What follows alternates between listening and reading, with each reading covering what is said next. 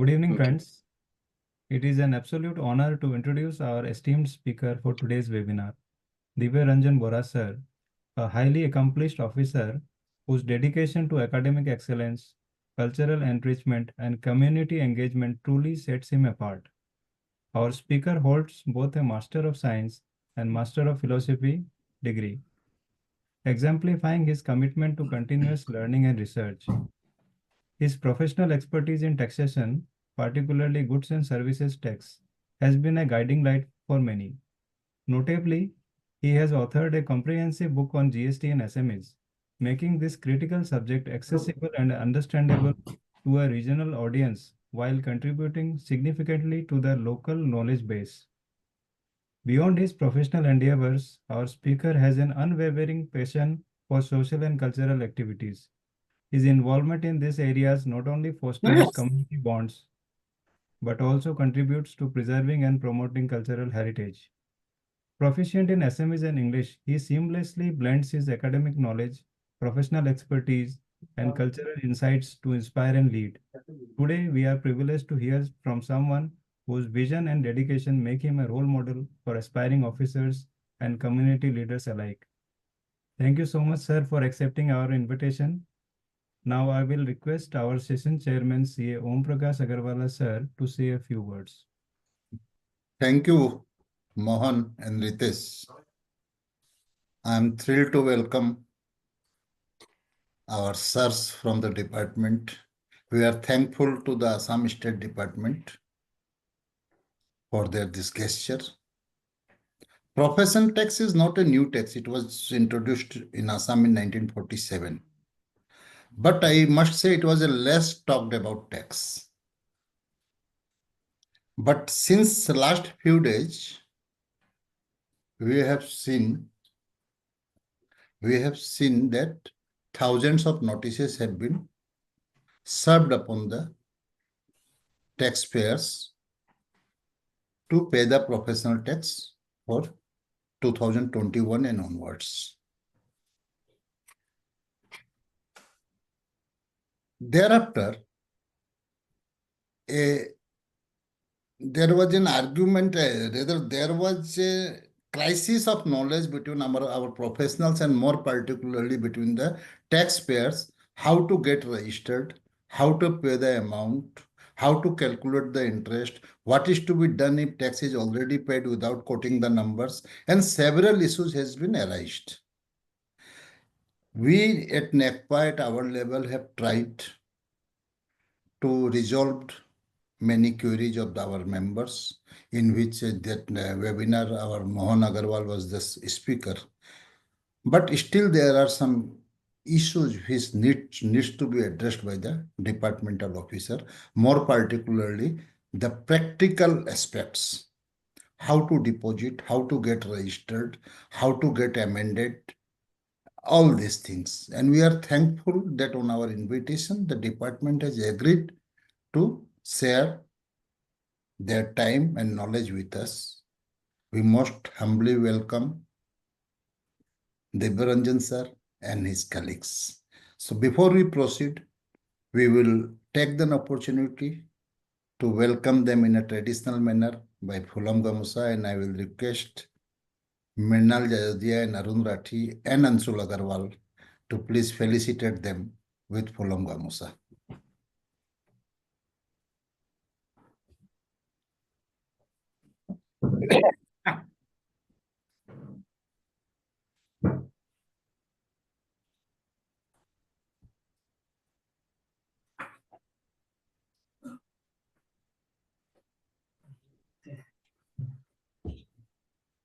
Sir, you are most welcome to this session. And before I hand over it to you, sir, for my members, I would like to say that there are two aspects of this issue. One is practical, one is legal.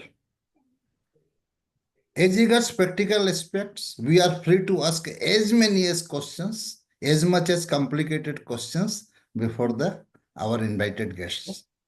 But if there is an issue regarding legal interpretation, I will urge that we should not insist our esteemed speakers to reply them as because they have their own limitations that they cannot interpret the legal provisions in public.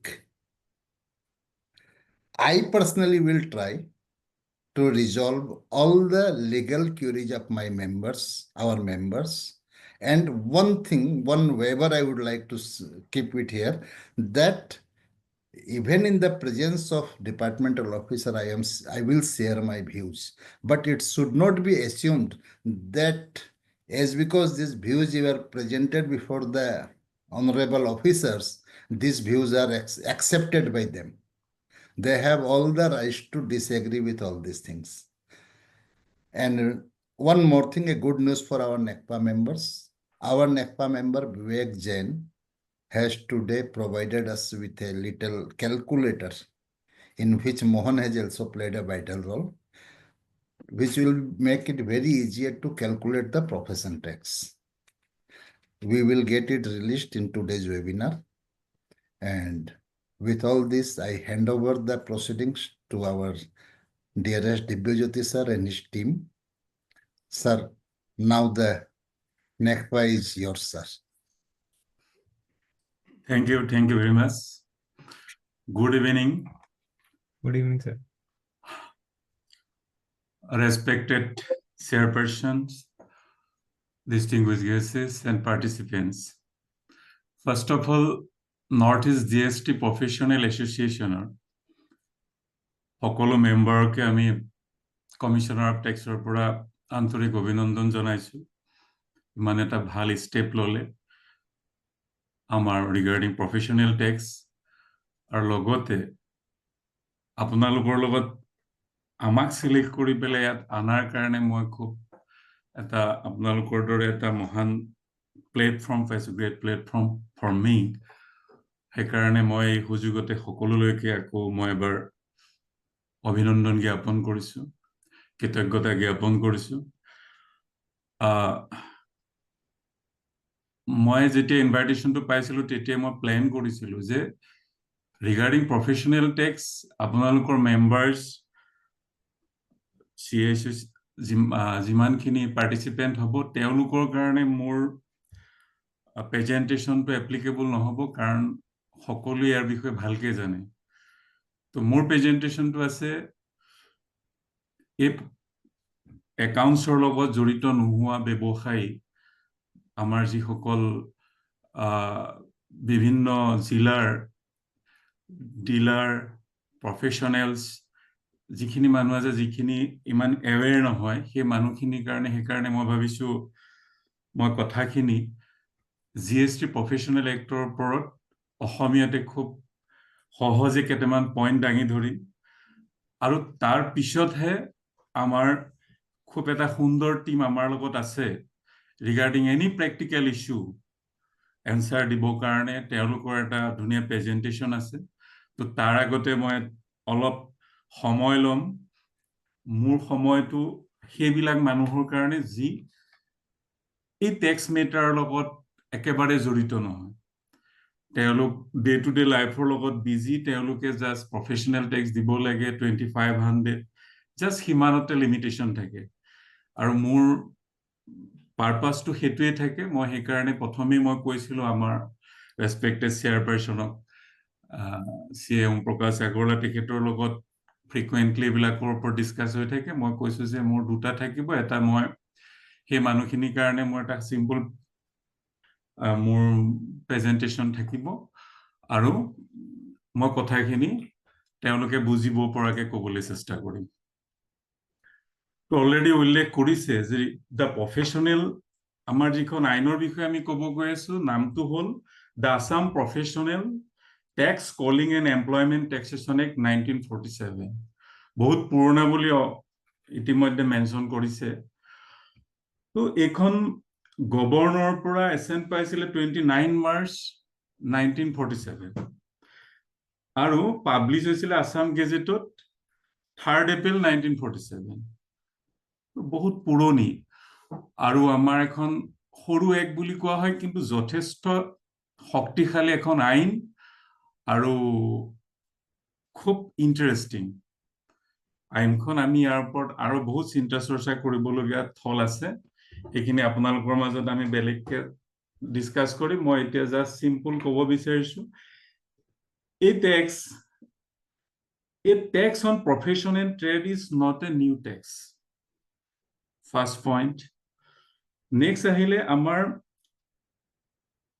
state lister ভিতৰত পৰে তো আমাৰ অসম চৰকাৰে ইয়াৰ এই আইনৰ জৰিয়তে যি revenue আৰ্ন হয় সেয়া সম্পূৰ্ণ কৰ্তৃত্ব অসম চৰকাৰৰ ইয়াৰ কনস্টিটিউশনালি আৰ্টিকল 276 এ এই আইনৰ ৰাস্তা মুকলি কৰিছে আৰু entry nong 60 of the list second state list yak define korise ei ain khonor jitu tax liability tax rate khub beshi nohoy initially 50 rupees asile tak 1954 ot 250 korile aru ajir tarikhot 2500 2500 toka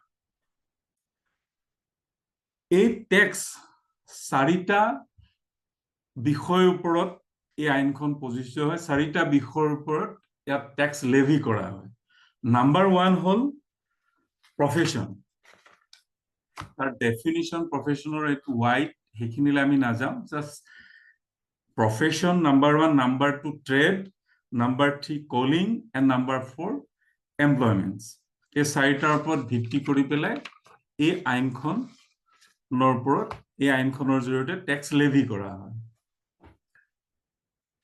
next মন কৰিবলগীয়া এটা point হল যে income in profession tax is not the subject but the measure of tax এই professional ট্যাক্সৰ যেটো tax দিয়া হয় এটো ইনকামৰ ওপৰত ডিটাৰমাইন নকৰে ইনকামটো এটা মেজাৰমেন্ট টুল হিচাপে হেলোৱা হয় তো not a income tax Next ahile the profession tax is a tax on employment not on salary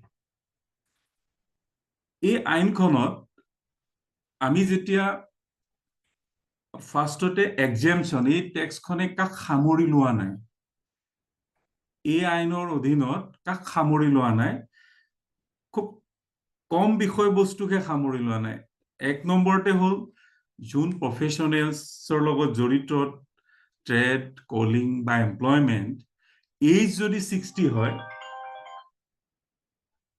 60 er pora 60 leke applicable jodi 60 par hoy goise age tetia ei ainor odinot tax dibone lage probha eta tate dia ase but his gross income does not exceed 5 lakhs in a financial year 5 লাখতকে যদি gross amount এটা financial ইয়াৰত বেছি নহয় আৰু তেও যদি 60 cross কৰিছে তেতিয়াহলে তেও এই আইনৰ জৰিয়তে ট্যাক্স দিব নালাগে FTX 76/2006 by 2 dated 04/11/2006 নোটিফিকেশনৰ জৰিয়তে এটো প্ৰকাশ হৈছে আৰু ইফেক্ট হৈছে 01/04/2006 আৰু এটা exemption আছে member of the armed forces of India and to a cooperative society registered or deemed to have been registered under the Assam Cooperative Society Act 1949 members of armed forces exempt কৰা হৈছে আইনৰ পৰা আৰু ইয়াতে circular nং 5/2016 dated 08/09/16 BSF SSB and other CAPF personnel posted in Assam are paramilitary force and there is no exemption.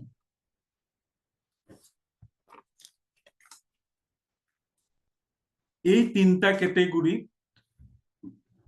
ক্ষেত্ৰত এই আইন প্ৰযোজ্য কৰা নহব নেক্সট আহিলে খুব এটা মন কৰিবলগীয়া কথা সেকশন 3A কৈছে যে যদি প্ৰফেশনেল ট্যাক্সত আন্ডাৰত কাৰবাৰ ট্যাক্স ডিউ থাকে তেনে ব্যক্তি তেনে ডিলাৰ তেনে ফাৰ্ম বা তেনে প্ৰফেশনেল তেনে ট্ৰেডাৰছে তেও যদি লাইসেন্স ৰিনিউ কৰিব লগা থাকে পাৰমিট বা ৰেজিষ্ট্ৰেচন ৰিনিউ কৰিব লগা থাকে তাত ৰেষ্ট্ৰিকশ্যন দিয়া হ'ব, তাত বাধা আৰোপ কৰা হ'ব। প্ৰথমে তেওঁ প্ৰফেশ্যনেল টেক্স যি দিব লগা আছে সেইখিনি ক্লিয়াৰ কৰিলেহে তেওঁ ৰিনিউ কৰিব পাৰিব। চ' ডিপাৰ্টমেণ্টে ৰেচপেক্টিভ ডিপাৰ্টমেণ্টকো নটিচ জাৰি কৰিব পাৰে যে সেই ব্যক্তিজনৰ ক্ষেত্ৰত ৰিনিউ কৰা নাযাব যদিহে তেওঁ প্ৰফেশ্যনেল টেক্স কমপ্লিট কৰা নাই। চ' এই কথাটো মন কৰিব লগা। তো সেকশন 5A কৈছে ৰেজিষ্ট্ৰেশ্যন এণ্ড এনৰোলমেণ্ট।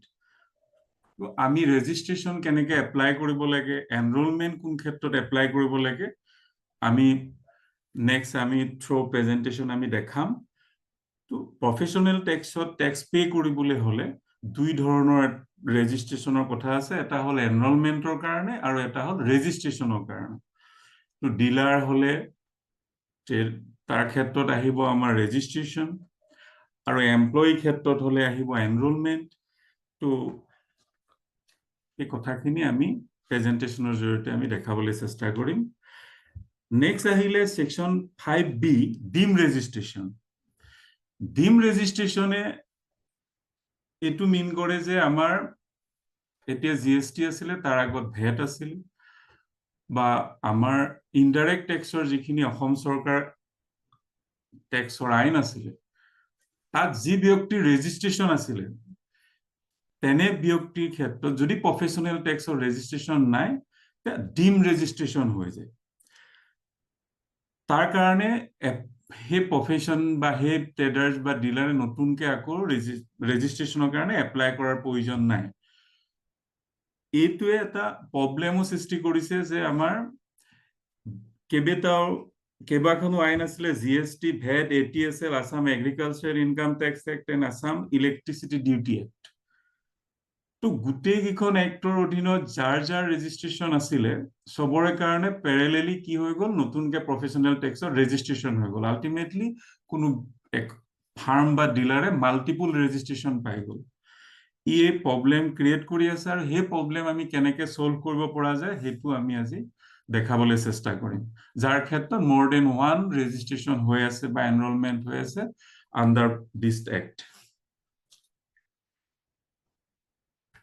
এই আইনতো সেকশন 7 কৈ আছে ৰিটাৰ্ণ কেনেকৈ ফাইল কৰিব লাগে, 8 কৈ আছে এছেছমেণ্ট অফ এমপ্লয়াৰ্ছ, 8A কৈ আছে assessment of escape tax, 8B কৈ আছে ৰেজিষ্ট্ৰেশ্যন ৰেক্টিফিকেশ্যন অফ মিষ্টেক। তো এইখিনি আমি সুবিধা ল'ব পাৰোঁ থ্ৰু দিছ সেকশন। আমি ৰিটাৰ্ণ, ৰেক্টিফিকেশ্যন আমি এইখিনি বেলেগ আইনৰ জৰিয়তে যেনেকৈ আমি দি আছো, GST ক্ষেত্ৰত ৰিটাৰ্ণ ফাইল কৰিছো, সিমিলাৰলি ইয়াতো ৰিটাৰ্ণ ফাইল কৰিব লাগে।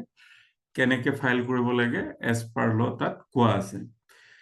আৰু ইয়াতো আমি এপিল কৰিব পাৰোঁ, ৰিভিজন কৰিব পাৰোঁ under section 10, under section 10A। এই আইনৰ অধীনতো সেকশন 11ৰ জৰিয়তে আমি নটিচ অফ ডিমাণ্ড ইছ্যু কৰিব পাৰোঁ। 12A কৈছে consequences of failure to deduct on to pay tax. আমি টেক্স কোনোবাই যদি ডিডাক্ট কৰা নাই প্ৰপাৰলি তেনে ক্ষেত্ৰত আমি নটিচ ইছ্যু কৰিব পাৰোঁ। ইণ্টাৰেষ্ট পেনাল্টিৰ প্ৰভিজন আছে। তো মই এইখিনি এইকাৰণেই কৈ আছো যে আমি বহু ক্ষেত্ৰত ভবা যায় যে এই প্ৰফেশ্যনেল টেক্সৰ আণ্ডাৰত এই সুবিধাখিনি বা এই প্ৰভিজনখিনি আছে নে নাই। আচলতে যদিও এখন মাইনৰ এক্ট, বাট ইয়াত সম্পূৰ্ণই সেকশন, ৰুলছ, ৰেগুলেশ্যন সকলোবিলাক আছে। যদিও টেক্স স্লেব খুব কম, বাট এক্ট ইজ ভেৰি ষ্ট্ৰং। ইয়াতো মুড অফ ৰিকভাৰী প্ৰভিজন আছে এণ্ড ৰিফাণ্ডৰো ফেচিলিটি আছে এই আইনৰ জৰিয়তে।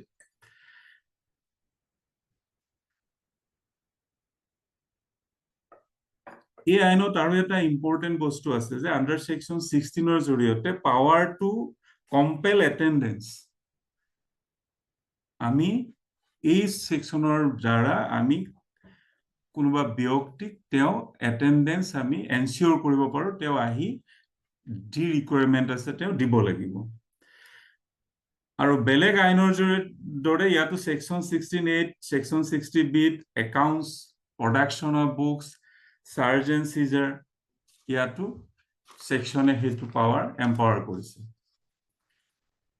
আৰু আমি এতিয়া যিটো পইণ্টলৈ আগবাঢ়ি যাম সেইটো হৈছে আজিৰ দিনত খুব ইম্পৰ্টেণ্ট হৈ গ'ল সেকশন 18B 18B কৈছে অটোমেশ্যন তো আমাৰ গোটেই প্ৰফেশনেল টেক্স এতিয়া অটোমেশ্যন কৰা হৈছে মানে অনলাইন ফাইলিং অনলাইন কৰা হৈছে ডিজিটেল সিগনেচাৰ সব ডিজিটেলি কৰা হৈছে তো আৰু ডিজিটেলি কেনেকৈ অলৰেডি ফাইল কৰা হৈছে কৰি আছে কিন্তু আমাৰ যিসকল ব্যক্তি এতিয়াও নাজানে তো তেওঁলোকক আমি দেখাবলৈ চেষ্টা কৰিম যে আমাৰ গোটেই অটোমেশ্যন সিস্টেমটো আগতে through treasury so manual process আছিলে মানুহে 2500 টকা দিব কাৰণেও থ্ৰু চালান বহুতখিনি ফৰ্মেলিটিছৰ প্ৰয়োজন আছিলে তো এতিয়া গোটেইখিনি সিম্পলিফাইড ফৰ্মত কৰা হৈছে আন্ডাৰ সেকশন 18B ফুলি অটোমেশ্যন কৰা হৈছে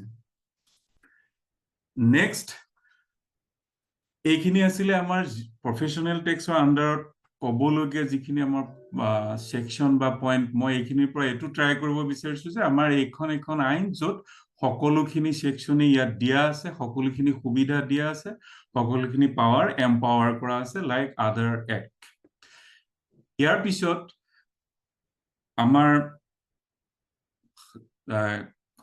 যোনখিনি মানুহ অৱগত নহয় সেইখিনি কাৰণে মই এবাৰ কৈ দিছো লাষ্ট ট্যাক্স ৰেট আমাৰ সেকশন 4 যেটো ট্যাক্স ৰেট দিছে যিখন শিডিউল প্ৰদান কৰিছে এইখিনি মই এবাৰ গাই দিছো যাতে সকলোৱে এবাৰ শুনি গম পায় যে এটো মই ইয়াৰ ভিতৰত পৰবা মই দিব লগা আছে টেক্সট বা মই টেক্স দিব লগা থাকিলে কিমান টেক্স মই দিব লাগিব ইয়াতে আমাৰ ৰেট অফ টেক্স আমি লেটেষ্ট যিখন আছে with effect from 15/10/2014 notification on FTX 72/2012 by 33 dated 15/10/2014 তাৰ মতে আমাৰ যিবিলাক ক্লাছ অফ পাৰ্সন আছে যোনটো ফাৰ্স্ট পইণ্ট যোনটো কভাৰ কৰিছে salary and wages are earners such person whose monthly salaries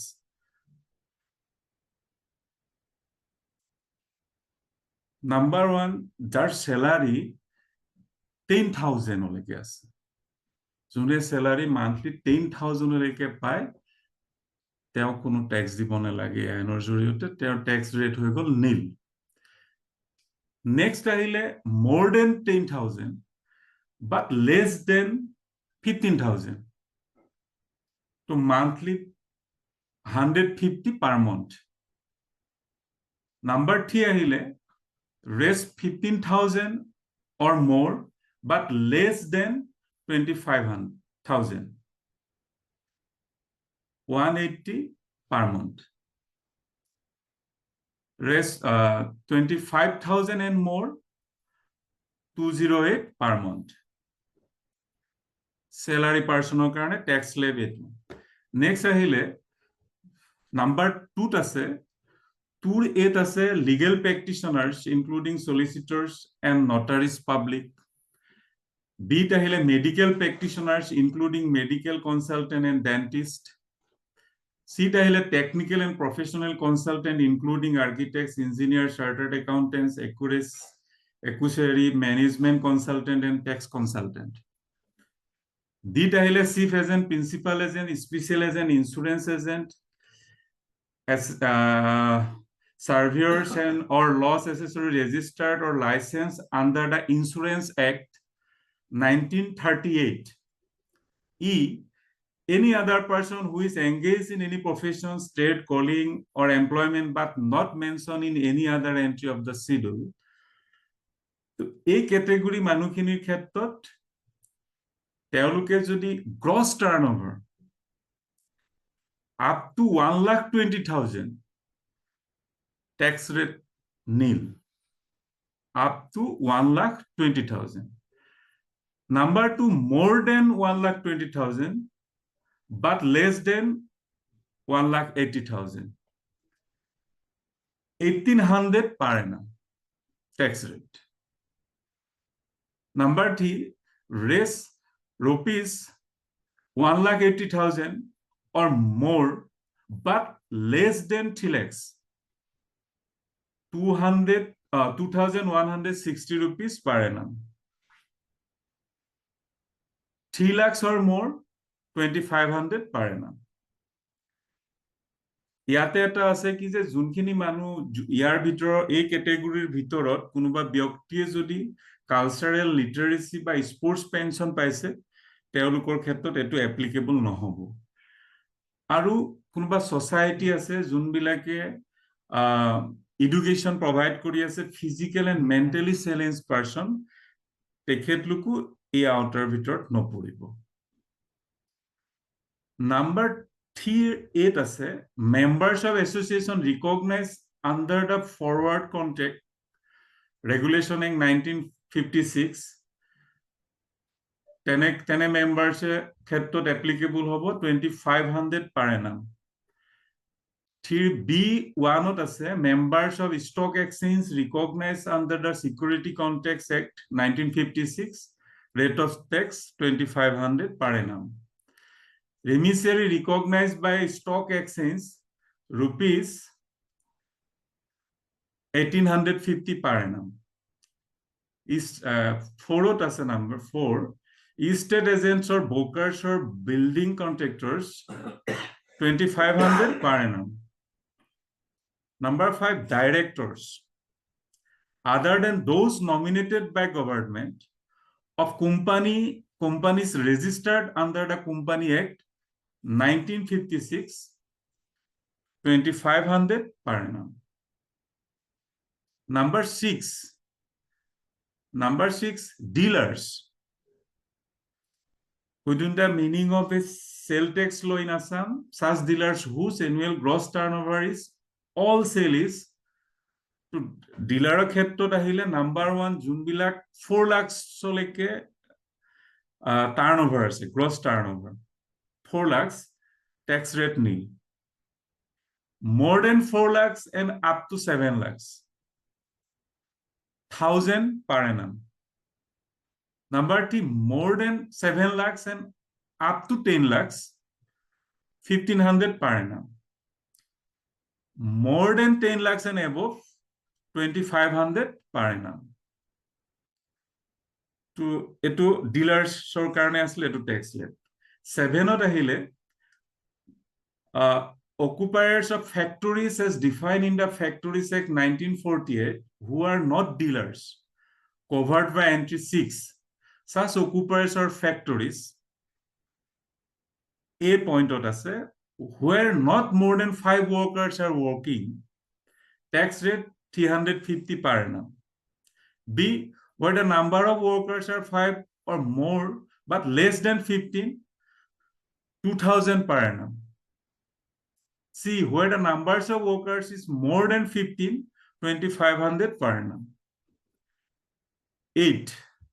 Employers of shop and establishment within the meaning of the Assam Shop and Establishment Act 1971 who are not dealers covered by entry 6, such employers establishment A, where there are no employees, nil. B, where not more than 5 people are employed, 300 per annum. C, where more than 5 but not more than 10 employees are employed, 1,500 per annum. D, where more than 10 employees are employed, 2,500 per annum. 9 is important. Owners, lessee of petrol/diesel filling station and service station. To 10 owners বা লেসিৰ ক্ষেত্ৰত 2,500 per annum দিব লাগিব 10ৰ 8 আহিলে licensed foreign liquor vendors and employers of residential hotels 2,500 per annum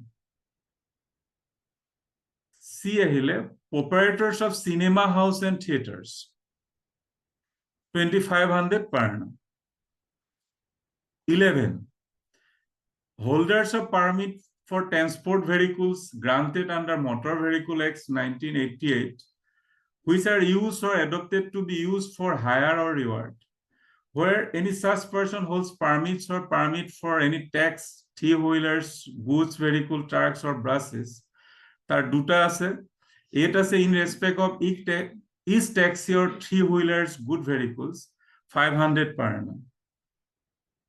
Taxi বা three-wheeler good vehicle থাকিলে তেনে ক্ষেত্ৰত 500 per annum দিব লাগিব। বিট আছে in respect of each truck or bus. যদি বাস বা ট্রাক থাকে তেনে ক্ষেত্ৰত 2500 per annum দিব লাগিব। ইয়াতে এটা আছে কি যে provided that the total amount payable by the same holder shall not exceed rupees 2500 per annum. Basu আছে মোৰ, ট্ৰাকও আছে, থ্ৰি হুইলাৰও আছে।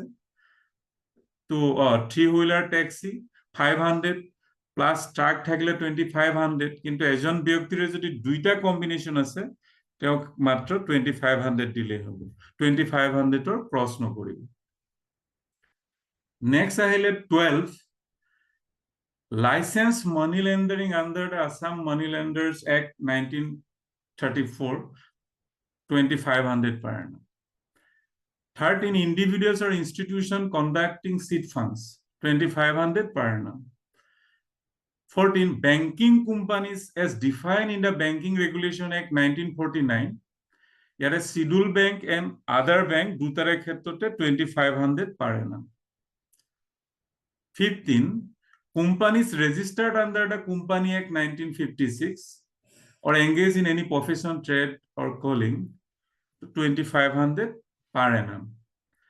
16 firm registered under the Indian Partnership Act 1932 and engaged in any profession, trade or calling 2500 per annum.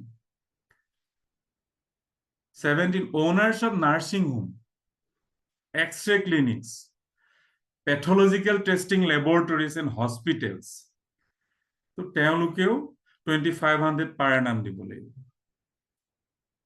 18 dry cleaners, interior decorators and owners of beauty parlors তেওঁলোকেও 2500 per annum দিব লাগিব। 19 film distributors and travel agent 2000 per annum। 20 last self-employed person in the motion picture industry ইয়াৰে A B দুটা আছে। B যেটো আছে তাতে self employed person in the mobile theatre group তেওঁলোকক ট্যাক্স ফ্রি কৰা হৈছে। এতিয়ালৈকে নীল আছে তেওঁলোকৰ ক্ষেত্ৰত। বাট এ দুটা হেড আছে directors, actors, actress excluding junior artist, playback singer, cameraman, recordists, editors and still photographers 2000 per annum. B junior artist, production manager, assistant directors, assistant cameraman, assistant recordists, assistant editors, musician and dancers 700 per annum. এইখিনি আছিল schedule. মই এটো এই কাৰণে কৈছো যাতে পিছত শুনিলে হয়তো গম পায় যে আমি ইয়াৰ ভিতৰত পড়ো। আৰু ইয়াতে লাষ্টৰ এটা কথা লিখা আছে যে কোনো প্ৰফেশন, ট্ৰেডাৰ্স ইয়াৰে বেলেগ বেলেগ স্ল্যাবত more than one তাৰ নাম আহিব পাৰে। তেনে ক্ষেত্ৰত তেওঁ হাই স্ল্যাব যোনটোত পৰে হেতুতে ট্যাক্স পে কৰিব লাগিব। তো এইখিনি আছিল ট্যাক্স ৰেট এন্ড কোন পাৰসন ইয়াৰ আইনৰ অধীনত বিলংস হয় ইয়াত পৰে। মই এইখিনি অলপ কলো। ইয়াৰ পিছতে আমি যাম প্ৰ্যাকটিক্যাল এপ্লিকেবিলিটি। আমি আমাৰ লগত মোৰ যে টিম আছে মই তেওঁলোকক অনুৰোধ কৰিম এতিয়া আমাৰ যেটো অটোমেশন সিস্টেম তাত আমি কেনেকে ৰেজিষ্ট্ৰেচন এপ্লাই কৰিব পাৰো, মাল্টিপল ৰেজিষ্ট্ৰেচন থাকিলে আমি তাক কেনেকে সিঙ্গল কৰিম, ৰিগাৰ্ডিং চালান ইস্যু আছে। তো এই গুটেখিনি কভাৰ কৰি আপোনালোকক ক'ব। Thank you.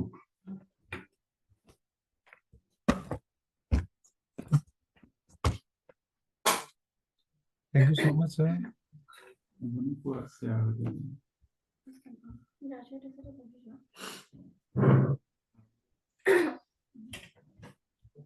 Thank you, sir. I think আপোনালোকৰ PTEX ডোমেইন ৰিলেটেড যিমান বিলাক আছিল সকলোবোৰ সাৰে ধুনিয়াকৈ বুজাই কৈছে। এতিয়া আমি ডাইৰেক্ট আমি এপ্লিকেশনলৈ যাম। আমি কিছুমান স্লাইডছ বনাই ৰাখিছো। আপোনালোকৰ যেহেতু এতিয়া সাৰে কোৱা মতে যিবিলাক আপোনালোকৰ প্ৰ্যাকটিক্যাল প্ৰবলেমছ আছিল like professional tax, unregistered taxpayers যদি হয় কেনেকে registration লব, নতুনকে registration লব কেনেকে portal পৰা, আৰু কেনেকে পেমেন্ট কৰিব, ৰিটাৰ্ণ প্ৰফেশনাল টেক্সৰ ৰেজিষ্ট্ৰেচনৰ ক্ষেত্ৰত আপোনাৰ ৰিটাৰ্ণ ফাইলিং থাকে, তো সেইবিলাক কেনেকে লগইন কৰি পেলাই ৰিটাৰ্ণ ফাইলিং কৰিব, তো সকলোবোৰ আমি এটা প্ৰেজেন্টেশনত আমি ট্ৰাই কৰিম আপোনালোকৰ কোৱেৰিজ বিলাক এড্ৰেছ কৰিবলৈ। ফাৰ্ষ্ট অফ অল এইটো হৈছে আমাৰ পোৰ্টেল, আমাৰ URL ডিপাৰ্টমেন্টৰ ৱেবসাইটৰ commercialtax.assam.gov.in। I think সকলোৱে এইটো পোৰ্টেল ভিজিট কৰিছে। More or less everyone has visited this website. Next, আমি সৰুকে এটো আপোনালোকৰ ভিজিবল হৈছে নে? এটা আমি সৰুকে ফ্লো চাৰ্ট বনাই ৰাখিছো। Ma'am, visible হোৱা নাই properly. Properly slide. ঠিক আছে, আমি ট্ৰাই কৰিছো অলপ স্ক্ৰিনটো ডাউন কৰি জুম কৰিবলৈ।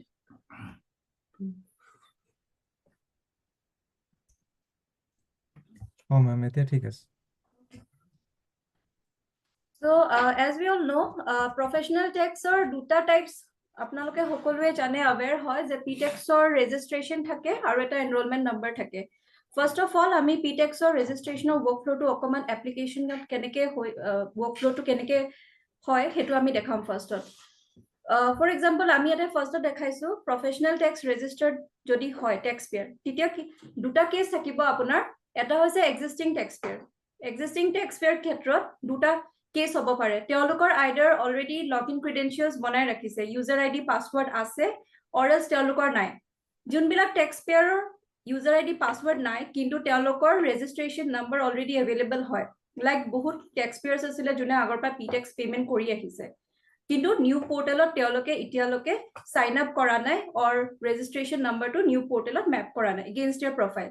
তো হেতু কেছত কি কৰিব, তেওঁলোকে ফাৰ্ষ্টত যোনবিলাকৰ লগইন ক্ৰেডেনশিয়েলছ নাই তেওঁলোকে সাইন আপ কৰিব লাগিব পোৰ্টেলত গৈ পেলাই, পোৰ্টেল সেম commercialtax.assam.gov.in। আমি এইবিলাক দেখাম নেক্সট স্লাইডত। তাৰ পিছত সাইন আপ কৰাৰ পিছত থাকে আপোনাৰ after sign up process user ID password তেওঁলোকে ইমেইলত ৰিট্ৰিভ কৰিব। ইমেইলত লগইন আইডি পাছৱৰ্ড পোৱাৰ পিছত তেওঁলোকে আকৌ লগইন কৰিব, লগইন কৰাৰ পিছত তেওঁলোকৰ যোনটো এক্সিস্টিং ৰেজিষ্ট্ৰেচন নম্বৰ হয় হেতু তেওঁলোকে মেপ কৰি ল'ব লাগিব। মেপ কৰি লোৱাৰ পিছত তেওঁলোকে পেমেন্ট কৰিব পাৰিব আৰু প্লাস ৰিটাৰ্ণ ফাইলিংও কৰিব পাৰিব। আৰু এক্সিস্টিং টেক্সপেয়াৰ ক্ষেত্ৰত যদি পেমেন্ট থাকে তেতিয়া কি কৰিব পাৰিব, প্ৰফেশনাল টেক্স ৰেজিষ্ট্ৰেচনত ডাইৰেক্টলি পোৰ্টেলত without login also they can make payment. So হেতু আমি প্ৰসেস দেখাম কেনেকে সাইন আপ কৰি কৰিব পাৰে আৰু কেনেকৈ উইদাউট সাইন আপ পোৰ্টেলত লগইন নকৰাকৈ পেমেন্ট কৰিব পাৰিব। সেকেন্ড কেস হৈছে ডিম ৰেজিষ্ট্ৰেড টেক্সপেয়াৰ্ছ। এটো সাৰে কৈছিলে এটা এক্টিভিটি কৰা হৈছিলে ডিপাৰ্টমেন্টৰ ফালৰ পৰা, সকলোকে ডিম ৰেজিষ্টাৰ্ড টেক্স যোনবিলাকৰ GSTN নম্বৰ অলৰেডি আছিলে তেওঁলোকক ডিপাৰ্টমেন্টৰ ফালৰ পৰা এটা PTax ৰেজিষ্ট্ৰেচন আৰু এনৰোলমেন্ট নম্বৰ দিয়া হৈছিলে। এটো আপোনালোকৰ ইমেইলতো গৈছিলে মেছেজ টু যোনবিলাক টেক্সপেয়াৰ্ছৰ অলৰেডি GST নম্বৰ আছে কিন্তু তেওঁলোকৰ PTax ৰেজিষ্ট্ৰেচন নম্বৰ বা এনৰোলমেন্ট নম্বৰ নাই, তেওঁলোকে কেনেকৈ পোৰ্টেলত সাইন আপ কৰিব, লগইন কৰিব, ৰেজিষ্ট্ৰেচন নম্বৰ বিলাক মেপ কৰিব। আৰু সেকেন্ড কেস হ'ব পাৰে যোনবিলাকৰ অলৰেডি আছে কিন্তু তেওঁলোকৰ পেন আপডেটেড নাছিলে প্ৰফাইলত, তো পেন আপডেটেড নাথাকাৰ কাৰণে তো সিস্টেমৰ পৰা অলৰেডি পেন যেহেতু মেপ নাছিলে প্ৰফাইলত, তো তেওঁলোকলেও কিছুমান নম্বৰ গুচি গৈছে, PTaxৰ ৰেজিষ্ট্ৰেচন আৰু এনৰোলমেন্ট নম্বৰ গুচি গৈছে। আৰু এটা কেস আছে আপোনাৰ PTaxৰ যোনবিলাক সেকেন্ড কেস যোনবিলাক আছে PTaxৰ ৰেজিষ্ট্ৰেচন নম্বৰ নাই, হেতু কেছত কি কৰিব, ডিয়াৰ আনৰেজিষ্টাৰ্ড টেক্সপেয়াৰ তেওঁলোকে কি কৰিব লাগিব, ফাৰ্ষ্টত সাইন আপ কৰিব পোৰ্টেলত, সাইন আপ কৰি লগইন ক্ৰেডেনশিয়েলছ তেওঁলোকে ক্ৰিয়েট কৰিব, লগইন কৰিব, আফটাৰ লগইন তেওঁলোকে নিউ ৰেজিষ্ট্ৰেচনৰ কাৰণে এপ্লাই কৰিব। নিউ ৰেজিষ্ট্ৰেচন এপ্লিকেশন কৰাৰ পিছত হেতু আপোনাৰ জুৰিসডিকশন অফিচাৰ তালৈ যাব ফৰ এপ্ৰুভেল, আৰু এপ্ৰুভেল হোৱাৰ পিছত তেওঁলোকৰ after approved by jurisdiction officer তেওঁলোকৰ PTax registration number generate হ'ব, আৰু generate হোৱাৰ পিছত তেওঁলোকে and after that তেওঁলোকে পেমেন্ট কৰিব পাৰিব আৰু ৰিটাৰ্ণ ফাইল কৰিব পাৰিব। কেনেকে এপ্ৰুভেল হোৱাৰ পিছত ৰেজিষ্ট্ৰেচন নম্বৰটো চেক কৰিব, পেমেন্ট কৰিব, আমি সকলোবোৰ প্ৰেজেন্টেশন ইনক্লুড কৰিছো, এটো আমি নেক্সট স্লাইডত দেখাম। সো এটো ৰেজিষ্ট্ৰেচনৰ ক্ষেত্ৰত আমি এটো ওয়াৰ্কফ্লো আমি এপ্লিকেশনত আমি এই কৰো। আৰু এটো ৰিলেটেড যদি আপোনালোকৰ এতিয়া বৰ্তমান কিবা কোৱেৰিজ আছে ওয়াৰ্কফ্লোটো ৰিলেটেড আপোনালোকে সুধিব পাৰে। মেম এনেকুৱা কুৱেৰি চাগে নাই এতিয়া আমি হয়। প্ৰচিড কৰিব পাৰিম তো আমি নেক্সট স্লাইডলৈ প্ৰচিড কৰোঁ পাৰিব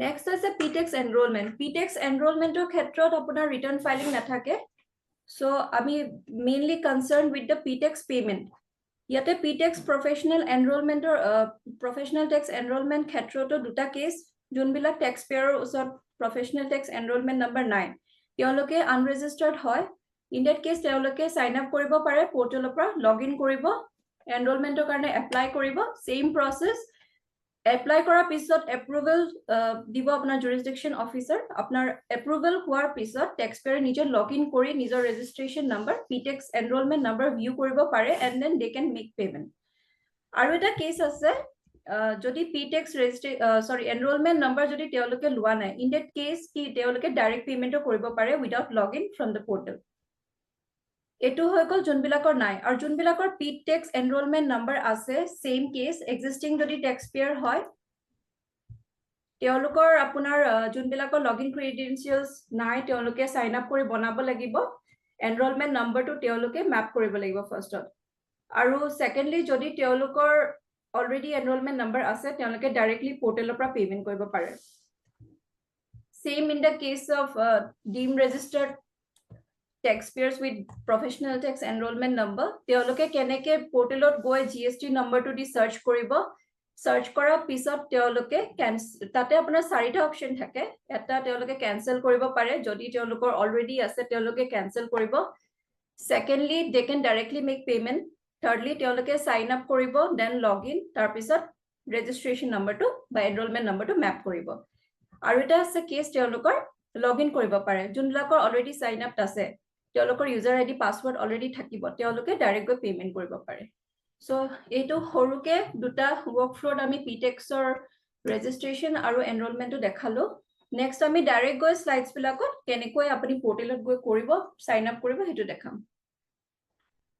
ফাৰ্ষ্টত আমি আনৰেজিষ্টাৰ্ড টেক্স পেয়াৰ্ছৰ দেখাইছো আনৰেজিষ্টাৰ্ড টেক্স পেয়াৰ্ছে ফাৰ্ষ্টত ভিজিট কৰিব আমাৰ পৰ্টেল commercialtax.assam.gov.in তাতে গৈ পেলাই এই পৰ্টেলটো এটো হোম পেজ হয় ইয়াতে আপোনাৰ লগইন বাটনটো আছে ফাৰ্ষ্টত they will click on the login button লগইনত ক্লিক কৰাৰ পিছত আপোনাৰ লগইনত ক্লিক কৰাৰ পিছত ইয়াত দেখিছে ন নিউ ইউজাৰ সাইন আপ বুলি আছে এৰো মাৰ্ক কৰি থোৱা আছে yes ma'am সাইন আপৰ কাৰণে ফাৰ্ষ্টত আপোনাৰ নিউ ইউজাৰ সাইন আপত যাব after clicking on new user sign up এটা পপ আপ মেছেজ আহে যোনটো তেওঁলোকে একসেপ্ট কৰিব লাগিব একসেপ্ট কৰাৰ পিছত আপোনাৰ এখন স্ক্ৰীন আহে যত নেকি আপোনালোকে সাইন আপ ডিটেইলছ বিলাক ফিল কৰিব লাগিব ইয়াত সুধিছে আপোনাৰ existing tax payer yes or no for new users আপোনালোকে existing tax payer no select কৰিব and then tax payer ID কিছুমান ডিটেইলছ আছে এপ্লিকেন্ট ডিটেইলছ ইয়াতে দিব লাগিব ফিল কৰিব লাগিব like taxpayer ID will be your user ID আপনি first name দিব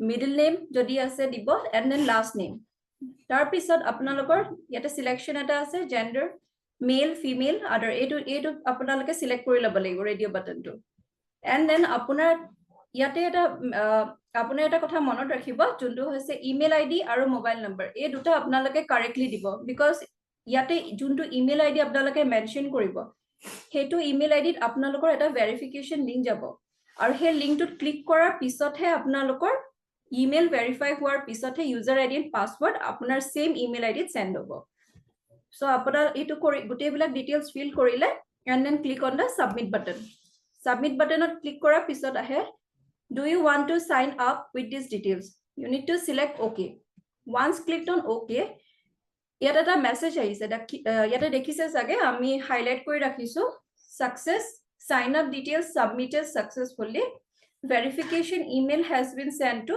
the email id যোনটো আপোনালোকে ৰেজিষ্ট্ৰেচনৰ টাইমত বা সাইন আপৰ টাইমত মেনশন কৰিছিলে হেতু ইমেইল আইডিত আপোনালোকৰ এটা ভেৰিফিকেশন ইমেইল গৈছে and then please complete the email verification so এইটো process কৰাৰ পিছত আপোনালোকে মেইল খুলিব মেইল খুলি পেলাই তাতে যোনটো ভেৰিফিকেশন লিংক আছে হেতু লিংকত ক্লিক কৰিব after you click on the verification link a user id and password will be sent to the same email id and password যোনটো ইউজ কৰি পেলাই আপোনালোকে আকৌ লগইন কৰিব পোৰ্টেলত ইয়াতে আমি লগইন কৰিলো যোনটো ইমেইলত ইউজাৰ আইডি পাসওয়াৰ্ড আহিছে সেম ইউজাৰ আইডি পাসওয়াৰ্ড দি আপোনালোকে লগইন কৰিব লগইন কৰিলে নেক্সট আপোনাৰ লগইন কৰা লগালগ আপোনালোকৰ প্ৰফাইলত পেনটো আপডেট কৰিবলৈ আহিব as you can see ইয়াতে আছে business constitution details you need to select government bodies without pen yes or no যদি গভর্নমেন্ট বডি হয় without PAN then you need to select yes যদি নহয় তেতিয়াহলে নো সিলেক্ট কৰিব পেন নম্বৰ দিব PAN number দিয়াৰ পিছতে legal name as per PAN ইয়াতে যোনবিলাক এস্টেৰিক মাৰ্ক আছে গোটেইবিলাক আপোনাৰ ম্যান্ডেটৰী ফিল্ড হয় you need to give your PAN number legal number as per PAN to mention কৰিব কনস্টিটিউশন অফ বিজনেস টু আপোনাৰ অটোমেটিকলি আহি যায় বেসড অন ইয়োৰ পেন আৰু তাতে আপোনাৰ ডেট অফ বাৰ্থ বা ডেট অফ ইনকৰ্পোৰেচন যোনটো পেনত আপোনাৰ ডেট আছে সেই ডেটটো আপোনালোকে মেনশন কৰিব তাৰ পিছতে লাষ্টত আহে আপোনাৰ ৰিলেশনশিপ অফ এপ্লিকেন্ট তাতে কেইবাটাও অপচন আহে ইয়াতে আমি প্ৰপাৰ্টাৰ সিলেক্ট কৰিছো এটো প্ৰেজেন্টেচনত দেখুৱাবৰ কাৰণে এইখিনি কৰাৰ পিছত নেক্সট আপোনাৰ আছে তাৰ ৰাইট হেণ্ড সাইডে চাওক পেজটোৰ তাতে আপোনাৰ ফোৰ্সফুলি পাসওয়াৰ্ড চেঞ্জ আপোনাৰ এটা ইমপ্লিমেন্ট কৰা হৈ আছে কৰা হোৱা আছে তাতে আপোনাৰ ফৰ এক্সাম্পল ওল্ড পাসওয়াৰ্ডটো যোনটো আপোনাৰ ইমেইলত আহিছে সেই ইমেইলত অহা password will be your old password new পাসওয়াৰ্ডটো আপোনালোকে এজ ইট ইজ যোনটো প্ৰিফাৰেবল যি বিচাৰে আপোনালোকে মনত থকা মতে দিব মই ইয়াত নিজৰ মোৰ নামৰ সৈতে তেনেকৈ এটা কম্বিনেশ্যন বনাই পেলাই দিছো কিন্তু তলত এইটো পাসওয়ার্ডত এটা মনত ৰাখিব যে পাসওয়াৰ্ড পলিচি আছে তো আপোনালোকে পাসওয়াৰ্ড চেঞ্জ কৰিব after changing the password submit কৰাৰ পিছত যেতিয়া পাসওয়ার্ড চেঞ্জ হ'ল you need to log in again log in কৰিব with the same login id and the newly created password log in কৰিলে সিস্টেমত এতিয়া যদি আপোনালোকে নিউ এপ্লিকেশনৰ কাৰণে এপ্লাই কৰিব লাগে আন্ডাৰ প্ৰফেশনাল টেক্স ৰেজিষ্ট্ৰেচন অৰ এলস এনৰোলমেন্ট নম্বৰ যিকোনো এটা তো আপোনালোকে যাব লেফট হেণ্ড সাইডে ই ৰেজিষ্ট্ৰেচন বুলি আছে ই ৰেজিষ্ট্ৰেচনৰ আন্ডাৰত নিউ ৰেজিষ্ট্ৰেচন এপ্লিকেশন বুলি আছে তাতে ক্লিক কৰিব তাতে ইয়াতে আপোনালোকে দেখিছে select registration or enrollment form type here you can see ইয়াতে কেবাটাও আপোনাৰ এক্টৰ নামবিলাক মেনশন আছে যদি আমি if you want to apply for professional tax registration আমি professional tax employer registration APTCE form 1 select কৰিম আৰু যদি আমাৰ enrollmentৰ কাৰণে এপ্লাই কৰিব লাগে then we need to select professional tax enrollment APTCE form 2 তো এইখিনি এইটো আপুনি সিলেক্ট কৰাৰ পিছত অটোমেটিকলি আপোনাৰ এপ্লিকেশনখন ওপেন হৈ যাব this is the basic details of name of the applicant পাৰ্টত দেখা পাইছে ফাৰ্স্ট নেম লাষ্ট নেম যোনবিলাক আপোনালোকে while sign up profile creationৰ টাইমত যোনবিলাক ইউজ কৰিছিলে সেইবিলাক অটোমেটিকলি আহি যাব then point number 3 business address এইটো আপোনালোকে ফিল কৰিব লাগিব আপোনালোকে নিজে এন্ট্ৰি কৰিব লাগিব building name locality area country to আপোনাৰ automatically আহিব state needs to be selected then city town এইবিলাক দি pin code আপোনালোকে দিব pin code mention কৰি and then email id এটো যোনটো আপোনালোকে already দি ৰাখিছে sign up টাইমত mobile number এটো আপোনাৰ automatically populate হৈ যায় systemত and then তাৰ তলত আছে point number 4 status of the person signing this form ইয়াতে আপোনাৰ এটো আপোনাৰ স্ট্যাটাসটো অলৰেডি আপোনালোকে প্ৰপাৰ্টাৰ কৰিছিল আহি আছে and legal name as per PAN এটো আপোনাৰ ৰিফ্লেক্ট হৈ আছে নেক্সট হল আপোনাৰ other place of business যদি আপোনালোকৰ available আছে এই ডিটেইলস খিনি আপোনালোকে ফিল কৰিব লাগিব then next কৰিব এইখিনি ডিটেইলস ফিল কৰি পেলাই please make sure that you click on the add button যদি add buttonত আপুনি ক্লিক নকৰে যোনবিলাক আপোনাৰ যোনবিলাক ডিটেইলস এন্ট্ৰি কৰিছিলে এই ডিটেইলস খিনি সেভ নহব and then click on the next button other details part to আহিলে application registration আপোনাৰ তাতে কিছুমান যদি other act আপুনি registered আছে for example Assam Sales Tax Act 1947 আৰু এটো আছে আপোনাৰ Assam Sales of Petroleum and Petroleum Products point number 2 ত আপোনালোকে দেখিছে including Motor Spirit and Lubricants Taxation Act 1955 তেনেকৈ similarly third fourth and fifth যিকোনো এটা এক্ট যদি আপোনালোকে আছে এটা আপুনি মেনশন কৰিব লাগিব you need to click on the save button and then submit the form since repeated no submit okay Once you click on the submit button, you need to select OK. Yate ta pop-up message ahise, do you want to proceed further? Yate apnaloke OK select koribo and then click on the submit button. Next, after submission, here you can see the acknowledgement number is generated. Etu number to juntu hoy hoday reference karone apnaloke note kori rakhibo pare ya or else apnaloke pisot track koribo pare inquiry goi pelai. So this is your acknowledgement number that is generated. Acknowledgement number generate hua pisot etu apnar form khan complete hua nai. Tolot eta link ahise dekha paise, click here to upload mandatory documents. Apnaloke jitialoke mandatory documents upload nokore, apnar jurisdiction officer endot apnalokor juntu application hoy for registration etu show nohoy. So you need to complete the application, you need to click here. Click kora loge loge a page to khulkai upload documents sir. You need to select the e-service. Select e-service of registration select koribo. Application type will be new registration. Acknowledgement number to apnalokor drop down automatically ahi thakibo and then click on the submit button. Next, eto page of dekha paise apnalokor ki documents apnaloke upload koribo lagibo. Category description on dekha gutei bilak apnalokor document ji dorkari hoy gutei bilak yate apnar display hoy thake. One by one gutei bilak apnaloke upload koribo lagibo. For example, photograph of the employer etu select koribo one by one. Category description select kora pisot document uploaded goi photograph kon upload koribo. Secondly, PAN card.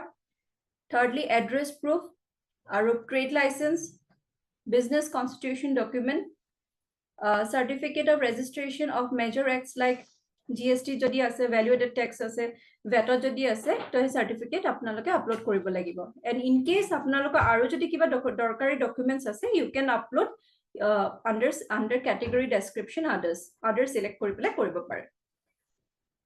Gutei bilak documents upload kora pisot yate kintu eta apnalokor eta message dia hoise jun bilak document upload koribo that should be in PDF form, JPG form, PNG, and the maximum size allowed per document is 4 MB.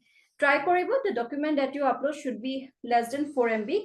Tatke besi hole mane size to apnalai compress kori pele upload koribo lagibo.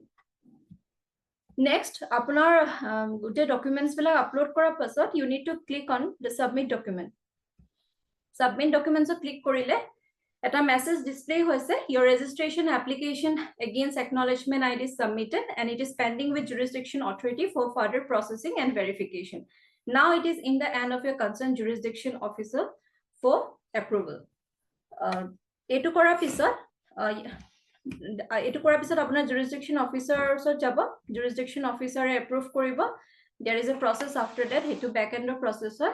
Apnaloke ki koribo pare next if you want to view the registration number approve honle nai ba create honle nai, what you can do is apnaloke direct login koribo, login kori pela view registration e-registration under view registration details peli ase tate go click koribo. Tate click kora loge loge ekhon apnar screen display hoy jay where you can see apnar teen registration profile number beli ase tate eta number dekha paise 182089811321 aru text type dekhaise APTCE. So etu apnar hoy gol professional tax registration number. Similarly apnar lokor jodi RC khon download koribo khuje RC khon keneke download koribo download RC registration certificate bili ase ami duita mark highlight kori rakhisu. You need to go there and click on download RC. So this was about how to take new registration. Next, just to interrupt in between, just please. by seeing the number, can we determine whether it is a registration number or a enrollment number? Yes, it is written here. It's APTCE Form 1. And also the number that is mentioned here, it is distinguished. You can see the 5th and 6th digit number, that is 89. It resembles professional tax registration. And for enrollment number, that will be 90. For 5th and 6th digit. Okay. The 5th and 6th digit will be 89 for PTEX registration, and for PTEX enrollment, the 5th and 6th digit number will be 90. In that way, you can distinguish. Thank you so much, ma'am. Thank you so much. Okay. So next, ami after this, ami the next ami how to make payment, because once registration luar pisot, the next step will be your payment, and then after that you will file return. Next payment keneke jabo yate apunar ase under e-payment, there is a link called as make payment. Apnaloke make payment to jabo. Once you click on make payment, the e-payment screen is open. Here you can see tate apunar dekha you need to select payment against for professional tax ot apnaloke select koribo tax, advance tax, return and professional tax eto select koribo. Next, in the registration number field apnaloke registration number to mention koribo. Registration number to diar loge loge legal name aru jonto address details disile apnaloke and the location details as well eblak automatically populate hoi jabo. Eblak apnaloke entry koribo nalage. Next, moving to the next screen, payment details of detail jao ami tate apnalokor select hobo Assam professional tax APTC show hoy ase. You need to select the financial year, period type to apnalokor monthly hobo by default, and for and then you need to select for which month you want to make payment. For ami ate loiso December month for example, then the period from and period to will be automatically populated. Payment head type to apnaloke select koriba tax payment, amounts to declare koriba kiman amount to korise apnaloke, and then please don't forget to click on the add button. Add button or click koriba.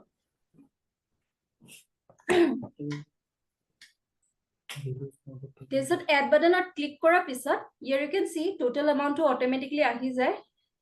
Yate eta payment mode to tahibo. Payment mode to tinta option ase: internet banking, payment across bank counter. Payment across bank counter to apnaloke use koribo for making over the counter payment. Over the counter payment of cash ba check jama dibo lagibo apnaloke state bank or jikono branch ot goi pele. Third option to ase payment gateway. Ami yate apnalokok eta example just dekhabo karone we have selected payment across bank counter. Ami last ot kedaman screen ase kenekoi grass ot goi payment koribo lage hetu dekham ami yat just ami path to dekhaisu korpra koribo. Moving to the next slide, etu payment korpra koribo dekhwalo. Moving to the next slide, ami dekham korpra payment kora pisot apnaloke chalan khon view koribo after login. Next ahile apunar view how to view and download your chalan. E-payment ot jabo goi pelai etu ami highlight kori rakhisu. You can see view payment history. View payment history click kora loge loge payment history tomar apunar ekhon page khole tate payment against ot similarly select koribo tax, advance tax, return, professional tax. Tax type ot gute bela act thake you need to select APTCE select korile. There are two options available to search using your payment date. Kuntu date opra kuntu date ot apani payment korisile eta range di dibo pare, or you can select for which period you have made payment. For example, jodi November mahar payment korise tax period apnaloke November month to select koribo. Payment date hoise only the date of payment kuntu date of payment korise eto ta range dibo, or else jonto date apna monot ase. For example, jodi aji payment korise apunar monot ase you can give today aji dinto date to dibo pare from date or to date. And payment status of success dibo, and then click on the submit button. Once you click on the submit button, you can see yate ekhon screen ot ami dekha apnaloke dekha paise how your chalan number jot apnar reflect hoy ase chalan number, tax type, GRN number, period to jonto mention korisile payment or and then payment initiation date, what is the status of the payment, chalan amount, and then chalan khon print keneke koriba ba download keneke koriba by clicking on the print button. So this was about how to make payment and how to view the chalan. Next ahile apunar how to file return. Return keneke file koribo. Return filing or karne for registered taxpayer login kora pisot apnaloke e-returns ot jabo. E-returns ot goe file returns. File returns ot goe form list ot select korile apunar APTCE form 3 dekha pai. Etu form 3 khan select koribo. TIN number to automatically ahi jay. Form name will be automatically reflected. Return category to apna monthly thakibo by default. Select the financial year. Return filing period here we have selected for the month of September. Return type jehetu first time filing korise to original show koribo. In case jodi apnalokor kiba bhul hoise second time jetio return filing kore it will be shown as revised. And then here is a method. You can see web form or file upload. There are two ways. Apnaloke web form to select koribo.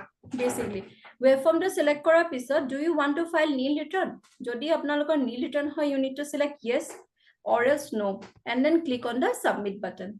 Submit button or click kora pisot you can see this is the return form return ফৰ্মত কি field আছে basic ডিটেইলছত আপোনাৰ registration number to already show হৈ আছে frequency of return to monthly দেখাই আছে and the period is also reflected if you have an enrollment number ইয়াতে mention কৰিব লাগিব in the field given and then আপোনাৰ next আহিছে employee information এটো এনেকৈ দিব লাগিব আপোনালোকে employee whose monthly salaries wages are up to rupees 10,000 for example যদি এজন এমপ্লয়ী আছে you need to mention that এজন বা দুজন যিমানজন এমপ্লয়িজ আছে তাতে আপোনাৰ অটোমেটিকলি আপোনাৰ ট্যাক্স টু ক্যালকুলেট হৈ পেলে ৰিফ্লেক্ট হৈ যায় সেকেন্ডলি যদি আপোনাৰ মোর দেন 10,000 বাট লেস দেন 15,000 এমপ্লয়িজ আছে আপোনালোকে নাম্বাৰ অফ এমপ্লয়িজ টো মেনশন কৰিব আপোনালোকৰ automatically আপোনাৰ amount to the rate of tax will be multiplied with the number of employees or to reflect হৈ যাব similarly you need to do আপোনাৰ যোনটো স্লাইডত যিমান এমপ্লয়িজ আছে হেতু মেনশন কৰি প্লে এড বাটনত ক্লিক কৰিব ইয়াতে জিৰো শো হৈ আছে বিকজ আমি ইয়াতে কো পেমেন্ট দেখুৱা নাই যদি পেমেন্ট কৰা থাকে হেতু পিৰিয়ডত হে এমাউন্ট আপোনাৰ ট্যাক্স পে ইনফৰমেশনত হেতু ৰিফ্লেক্ট হৈ থাকিব এটো স্ক্ৰিন আপোনাৰ নেক্সট স্ক্ৰিনটো গুটেবিলাক আপোনাৰ এটো দেখিছে ইয়া জিৰো শো হৈ আছে বিকজ এটো আমি এটা পেমেন্ট কৰি দেখুৱা নাই in case যদি আপোনাৰ we have selected for up to rupees 10,000 এটা এমপ্লয়িজ দেখাই পেলে আপোনালোকক কেনেকে ফাইল ৰিটাৰ্ন কৰিব লাগে হেতু দেখুৱাবৰ কাৰণে আপুনি এটো বনাইছিল প্ৰেজেন্টেশনত তেনেকে যদি বেছি আপোনালোকৰ যদি এমপ্লয়িজ থাকে আৰু পেমেন্ট কৰিছে it will be reflected in tax paid যদি ইন্টাৰেষ্ট পেমেন্ট কৰা হৈছে হেতু ৰিফ্লেক্ট হ'ব penalty payment আছে that will be also reflected আৰু আপোনাৰ similarly tax amount total amount everything will be reflected so after this you need to click on the preview and submit form once you click on the preview and submit form your return will be submitted so this was all about filing return এটো হৈ গল আপোনাৰ যোনবিলাকৰ registration নাই registration নোহোৱা taxpayers বিলাকৰ বা already existing taxpayer হয় যোনবিলাকৰ login id মানে বনোৱা নাছিলে but they have registration number so in this way they can make payment and file return secondly হৈ গল now আমি এটো দেখাম যোনবিলাক registered taxpayers directly কৰপৰা payment কৰিব পাৰে without login in case they have a registration number কিন্তু তেওঁলোকৰ ওচৰত login id and password নাই তেওঁলোকে আমাৰ portal visit কৰিব commercialtax.assam.gov.in and then under e-services there is a link e-payment এটো অকমান তললে গুছি গৈছে সৰি স্লাইড খনত e-payment tab টো যাব tab টোত গৈ পেলা e-payment ক্লিক কৰাৰ পিছত আপোনাৰ সেম স্লাইডছ যোনটো আমি পেমেন্টৰ পেজটো দেখালো সেম পেজ আমি তলটো দেখাম আৰু নেক্সট স্লাইডছত আছে e-paymentত গৈ পেলা পেমেন্ট কৰিব পাৰে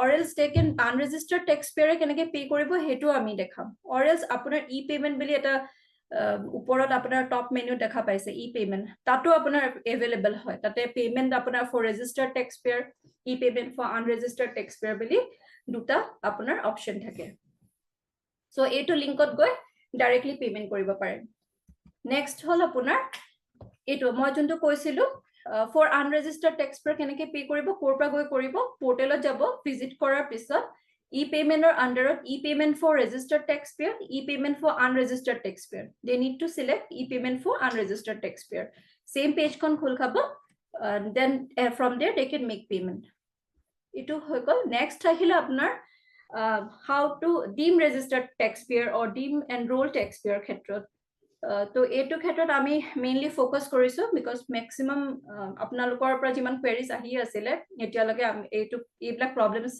practical problems face kori ahisila apnaloke and we are trying to address this issue aru amar help desk number ami share korim at the end of this presentation so that we apnaloke amake enake contact koribo ba email koribo enuka issues thakile যোনবিলাকৰ GST number আছে and তেওঁলোকক deem registration দিয়া হৈছিলে বা enrollment number but they are not aware of it বা যিকোনো কিবা ৰিজনত তেওঁলোকে ইতিয়ালৈকে এটো কথাক লৈ aware নহয় তো তেওঁলোকে কি কৰিব they need to visit our portal and then after visiting our portal e-services under এটা link আছে search ptax deem registration/enrollment number ইয়াতে গৈ ক্লিক কৰিব next they need to select the department and GST department and then give their GST number to their pisot they'll click on the search button search button click kora loge loge eta message ahi jay do you want to proceed further you need to click on okay click koribo Here you can see. ইয়াতে click কৰা লগে লগে automatically ডিপাৰ্টমেন্টৰ through দি যোন কেইটা number আপোনালোকক দিয়া হৈছিলে ফাৰ্স্ট APTCE ফৰ্ম 1 এটো দিয়া হৈছিলে ৰেজিষ্ট্ৰেচন আৰু এখেতৰ ক্ষেত্ৰত দিয়া হৈছিল আপোনাৰ এনৰোলমেন্ট নম্বৰ এটা দিয়া হৈছে APTCE ফৰ্ম 2 ইয়াতে আপোনাৰ চাৰিটা অপচন থাকে যদি তেওঁলোকৰ already they don't have existing professional tax registration number enrollment number they can directly sign up and create login etu koribo pare jodi teoloke already sign up kori loise in that case and they have created login ID and password what do you want to do teoloke login select koribo in case they want to cancel their registration or enrollment number they need to click on cancel registration/enrollment aru yate aru eta provision dia hoise they can directly make payment from here make payment ot goy teoloke direct payment koribo ami yat make payment or hetu dekhai asu make payment keneke koribo directly make payment ot goy click kori first select koribo radio button to and then they will click on the proceed button proceed ot korile same page will open this is the same page jeneke bahiro pa payment korile etu page e khul khai payment against the same they will select tax advance tax return professional tax pan registration number to dibo registration number to dia loge loge teoloko details bla reflect hoi jay email ID phone number needs to be given while making payment location details are automatically fetched then payment details are ahiba payment details are tax type automatically ahiba because you have given the registration number financial year apunaloke select koribo lagibo then period type monthly and period to dibo period from and period to will automatically date range to reflect hobo ya next ahile you need to give the payment type ot apunar ki select koribo tax payment and then you'll need to give the amount dia pisot add koribo add korar pisot you need to select the payment mode to select kori captcha di pele submit koribo here we are showing for payment across bank counter ami example to dekhaiso apnalok dekhabole itiar karone payment across bank counter ami select kori dekhom payment across bank counter select korilu এটা message আহে payment confirmation page এটো আপোনালোকে cross check কৰি লব যদি কিবা details আপোনালোকে entry কোডে ভুল হৈছে ভুল হতে আপোনালোকে ক্যান্সেল কৰিব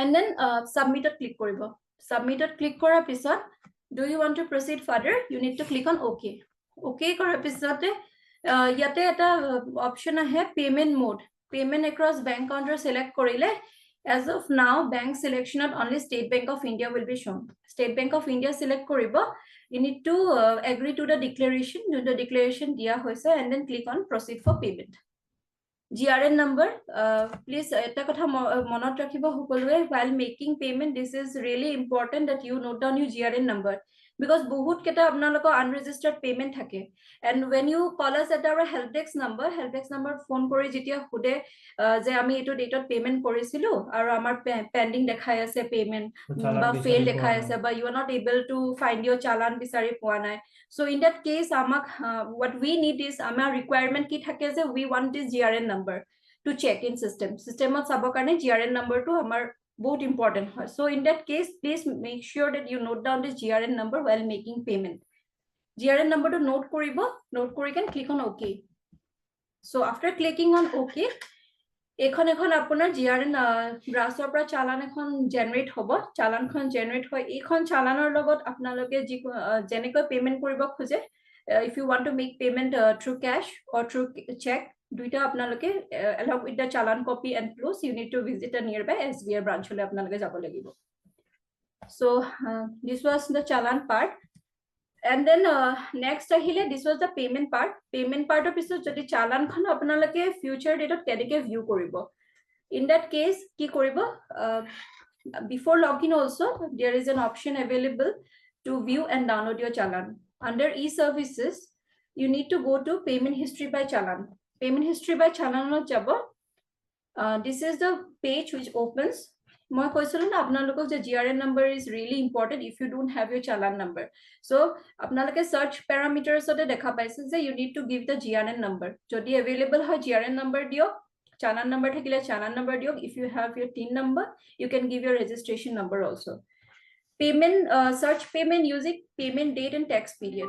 If you remember the date of payment, you can give the date range. And if you remember for which month or which tax period you have made the payment, you can give the same entry. Next, apne capture to diba, capture to dia pisar, you need to click on the submit button. Once you click on the submit button, you can see all the details of the challan has been displayed. Kuntu date of payment korise, for which period you have made payment, CIN number ki asile, payment kuntu date hoise, challan amount, what is the status of the payment, and then how to print or how to download the challan. You need to click on the print button. So it's very easy. Just click on the print button and download. Your challan will get downloaded. So আমি এটা example কাৰণে আপোনালোকক দেখুৱাইছো. This is the copy of an e-challan downloaded কেনেকুৱা থাকে challanৰ format to. After making your payment is successful, this is the challan copy which is downloaded. So এইটো আছিলে.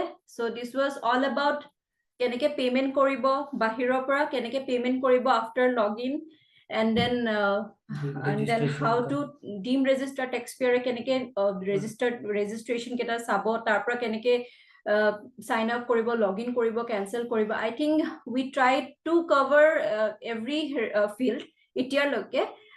So I just want to know apnaloko jodi kiba queries ase apart from our jikhini ami try korilu apnaloko dekhawole, please feel free to ask us. Aru at the end of the slide ami amar help desk number to yet mention korisu.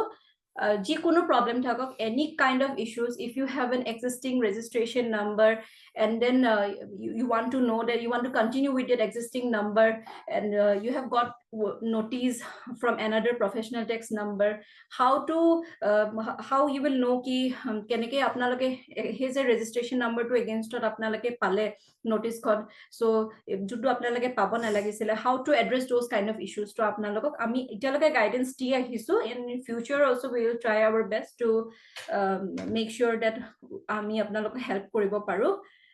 And I'm extremely sorry at the email to assamtax.supp hobo. SUPP, please SUPP mention koribo. Itialoke kiba queries ase niki apnalokor regarding the application? Yes ma'am, apuni mane ami jetia registration koru for example, মই যদি আমাৰ টাৰ্নওভাৰ নাই for example, তো আমি zero টাৰ্নওভাৰ দি দিও তাত, হয়, তো সেই সময়তো যদি আমি পেমেন্ট কৰিব যাও তো বাই ডিফল্ট জিৰো আহে পেমেন্টটো মানে ফৰ ট্যাক্স. যদি আমাক টাৰ্নওভাৰ আপডেট কৰিব লাগে, how can we update the turnover? the application means মই এই প্ৰবলেমটো ফেস কৰিছো, হে কাৰণে বুজি আছো. no we have got it. কি কৈছে আপোনাৰ? না টাৰ্নওভাৰ টো আপোনালোকে এপ্লিকেশন দিব লাগিব, সুপাৰিনটেন্ডেন্টক আপলোড ইও কৰিব, ঠিক আছে, লেটাৰ দিব লাগিব, তাৰ পিছতে আপডেট কৰিব পাৰিব কি ব্যাকএন্ডৰ পৰা এটো আপডেট কৰিব লাগিব. means directly আমি সাইটত গৈ কিনে আপডেট কৰিব নাই নাই এটো কৰিব নোৱাৰে. মানে ইনিশিয়াল এপ্ৰুভেল টাইমত থাকে এটা কাম কৰিব পাৰে, যদি তেনেকুৱা ফিল কৰিছে হা আপোনালোকে যে আপোনালোকৰ এন্ডত ভুল হৈ গল এন্ড ইউ আপোনালোকে গম পাইছে যে এইটো moment মোৰ ভুল হৈ গল, পেমেন্ট কৰা সৰি ৰেজিষ্ট্ৰেচন লোৱাৰ টাইমতে মই জিৰো ডিক্লেয়াৰ কৰিলো, আপোনালোকে জুৰিসডিকশন অফিচাৰক কন্টেক্ট কৰিব পাৰে লগালগ ইমিডিয়েট বিফোৰ এপ্ৰুভেল. যেতিয়া জুৰিসডিকশন অফিচাৰে যেতিয়া এপ্ৰুভেলৰ টাইমত এটা তেওঁলোকে আপডেট কৰিবলৈ ফিলটো আহে. So that can be done in that way also. Otherwise, যদি দ্বিতীয় approve হৈ গৈছে, you need to give application to the department. Thank you, ma'am. Madam, is there any provision in the application not to accept the deemed registration allotted by department? Sorry, I have not got the question. মানে আমার এই অ্যাপ্লিকেশনত কোনো এনে provision আছে নাকি যে আমি ডিম রেজিস্ট্রেশন টু এলট হইছে আমাকে, এটো আমি রিজেক্ট কৰিব পাৰো বা একসেপ্ট নকৰো এটো? না হেতু আমি দেখালো না প্ৰেজেন্টেশনটোত, এটো চাব, স্লাইডটো চাব, এক second. Ma'am, I think his query is ki jitu deemed registration allot hoise মানে তেও এটো নিবিচাৰে এই না registration. মই মানে আমার অ্যাক্ট হিসাবত মানে মই কৈ আছো, আমার অ্যাক্ট হিসাবত মানে জিএসটি রেজিস্ট্রেশন বা আদার মেজর অ্যাক্ট থাকিলে তো ডিম রেজিস্ট্রেশন হব লাগে, ঠিক আছে, তো ডিপার্টমেন্টে তো আর আগত যার রেজিস্ট্রেশন আসলে প্রফেশনাল ট্যাক্সর অলরেডি তাহাতো প্যান কার্ড ডিটেইলস না আসলে তো আমি ভেৰিফাই কৰিব নোৱাৰো, তো ডিপাৰ্টমেণ্টে কি কৰিলে GSTN ৰ পৰা সবৰে ডিম ৰেজিষ্ট্ৰেশ্যন ওলাই দিলে, ঠিক আছে। এতিয়া আপুনি যদি লাইবেল নহয়, ঠিক আছে, আপুনি কেনচেলেশ্যনৰ কাৰণে এপ্লাই কৰিব পাৰে, কেনচেলেশ্যন এপ্লাই কৰিব, সুপাৰিনটেণ্ডেণ্টে এপ্ৰুভ কৰিব, কেনচেল হৈ গ'ল। আপোনালোকে ৰিজনটো মেনশ্যন কৰিবলৈ আহে, লাইক যেতিয়া কেনচেলৰ কাৰণে আপুনি যায়, আমি application we can show it from application, এটা আমি দেখাই দিছো আপোনালোকে কেনেকে কৰিব। Just will show it, we will not do the cancellation. এবাৰ আমি দেখাই দিছো ফ্ৰম দ্য পোৰ্টেল। নাই, প্ৰব্লেমটো এইটো আছিলে যে অলৰেডি ডিম ৰেজিষ্ট্ৰেশ্যন হৈ আছে। ইনষ্টেড অফ ডেট আকৌ নতুন কোনোবা এপ্লিকেণ্টে সি নাজানে মোৰ ডিম ৰেজিষ্ট্ৰেশ্যন হৈ আছে বুলি, সি এপ্লাই কৰি দিলে। তেতিয়া আমাৰ বেক অফিচত এইটো আছে নেকি যে আমি অলৰেডি যে তেওঁৰ ডিম ৰেজিষ্ট্ৰেশ্যন আছে, আমি সেইকাৰণে তাৰ নিউ এপ্লিকেশ্যনটো ৰিজন দি পেলাই আমি ৰিজেক্ট কৰি দিয়া। যদি অলৰেডি ৰেজিষ্ট্ৰেশ্যন আছে এগেইনষ্ট ইয়াৰ পেন নাম্বাৰ, আই থিংক এটা মেছেজ আহে। নাই, already during the time of application এপ্লিকেণ্টে গম পাব। না, প্ৰপাইটাৰশ্বিপ যদি ফাৰ্ম থাকে, ঠিক আছে, এনৰোলমেন্ট নাম্বাৰ এটা প্ৰপাইটাৰশ্বিপক দুটা ল'ব নিদিয়ে, তো ভ্যালিডেশন লগোৱা আছে। কিন্তু ফাৰ্মৰ হলে কি ফাৰ্মটো 2-3 জায়গাতো হ'ব পাৰে, 2-3 জায়গাৰ কাৰণে এপ্লাই কৰিব পাৰে।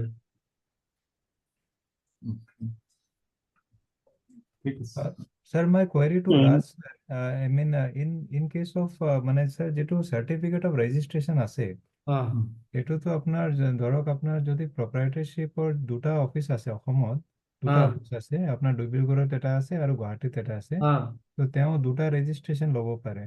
নাই, দুটা ৰেজিষ্ট্ৰেশ্যন ল'ব পাৰে, ৰেজিষ্ট্ৰেশ্যনটো মানে এমপ্লয়িৰ কাৰণে হয়, কিন্তু যোনটো এনৰোলমেন্টটো আছে, এনৰোলমেন্ট দুটা ল'ব নোৱাৰে। আপুনি এপ্লাই এনৰোলমেন্ট স্যাৰ কৰিব এটা থাকিব, ৰেজিষ্ট্ৰেশ্যন স্যাৰ দুটা ল'ব পাৰিব না? ৰেজিষ্ট্ৰেশ্যন দুটা পাৰিব, বাট এনৰোলমেন্ট ল'ব নোৱাৰিব দুটা। স্যাৰ স্যাৰ এই প্ৰপাৰাইটাৰ ভ্যালিডেশন যেটো আপুনি কৈছে, এইটো ভ্যালিডেশন মানে প্ৰপাৰাইটাৰ থাকিলেও পাৰিব না দুটা ৰেজিষ্ট্ৰেশ্যন ল'বলৈ? প্ৰপাইটাৰ থাকিলে ৰেজিষ্ট্ৰেশ্যনটো ল'ব পাৰিব, যোনটো এপিটিচি ফৰ্ম 1-2 হয়, ঠিক আছে। হয় স্যাৰ। কি তাৰ মানে মই কৈ আছো, এতিয়া ধৰক দুটা তাত দোকান আছে, দুটাত এমপ্লয়ী কেইটাৰ টেক্স লেবত পৰে, দুটাৰ এমপ্লয়ীটো বেলেগ বেলেগ, ঠিক আছে, সি দুটা ৰেজিষ্ট্ৰেশ্যন ল'ব পাৰিব। কিন্তু প্ৰপাইটাৰ যোনটো নিজৰটো দিব লাগে, সিটো দুবাৰ নিদিয়ে না। স্যাৰ এইটো তো এটাই হ'ব। এটাই হ'ব, সেইটোৱে কৈ আছো। হয় স্যাৰ, ঠিক আছে। স্যাৰ কিন্তু আমি যদি এটাই ৰেজিষ্ট্ৰেশ্যনত দুটা আমাৰ জাগাৰ এমপ্লয়াৰৰ যেটো প্ৰফেশনাল টেক্স পেমেন্ট কৰিব পাৰো নেকি? এটা ৰেজিষ্ট্ৰেশ্যনত দুটা এমপ্লয়াৰৰ দুটা জাগাৰ এমপ্লয়াৰ মানে জিএসটি দুটা লোৱা আছে, জিএসটি নাম্বাৰ দুটা পাৰিব। এইটো পেন কাৰ্ড সেম হয়, কি জিএসটি লগৰ মিনিং নাই, আপোনাৰ এইটো পাৰিব। ওকে, পেন কাৰ্ডে মেইন হয় এইটো। এইটো মানে প্ৰপাইটাৰশ্বিপ হোক বা আমাৰ কোম্পানী হোক, একো ডিফাৰেন্স নাই তাতে? নাই, একো ইস্যু নাই। ওকে, কিন্তু নিয়ম মতে মানে মানে য'ত মানে দোকান ফাৰ্ম কেইটা আছে, দুটা বেলেগ বেলেগ ল'ব লাগে নিয়ম মতে। মোৰো এটা কোৱাৰি আছিলে, সুধিব পাৰিম নে? তাৰমানে আপোনাৰ যেনে আইনৰ মতে ৰেজিষ্ট্ৰেশ্যনটো আপোনাৰ যিমান অসমত আমাৰ ব্ৰাঞ্চেছ থাকে চবৰ বেলেগ বেলেগকে ল'ব লাগে ইন কেছ অফ ৰেজিষ্ট্ৰেশ্যন। কিবা কাৰণত যদি সি এটাহে ৰেজিষ্ট্ৰেশ্যন লৈ কিনে পুৰা অসমত যিমান ব্ৰাঞ্চেছ আছে চব এমপ্লয়ী বিলাকৰ পেমেন্টটো সেইটো হেড অফিচৰ পৰা এটা ৰেজিষ্ট্ৰেশ্যন যে ল'লে তাতেহে যদি কৰি আছে, তো সেইটো কিবা নন কমপ্লায়েন্স মানা যাবনে? তাৰমানে ৰিটাৰ্ণত দেখালে হ'ব।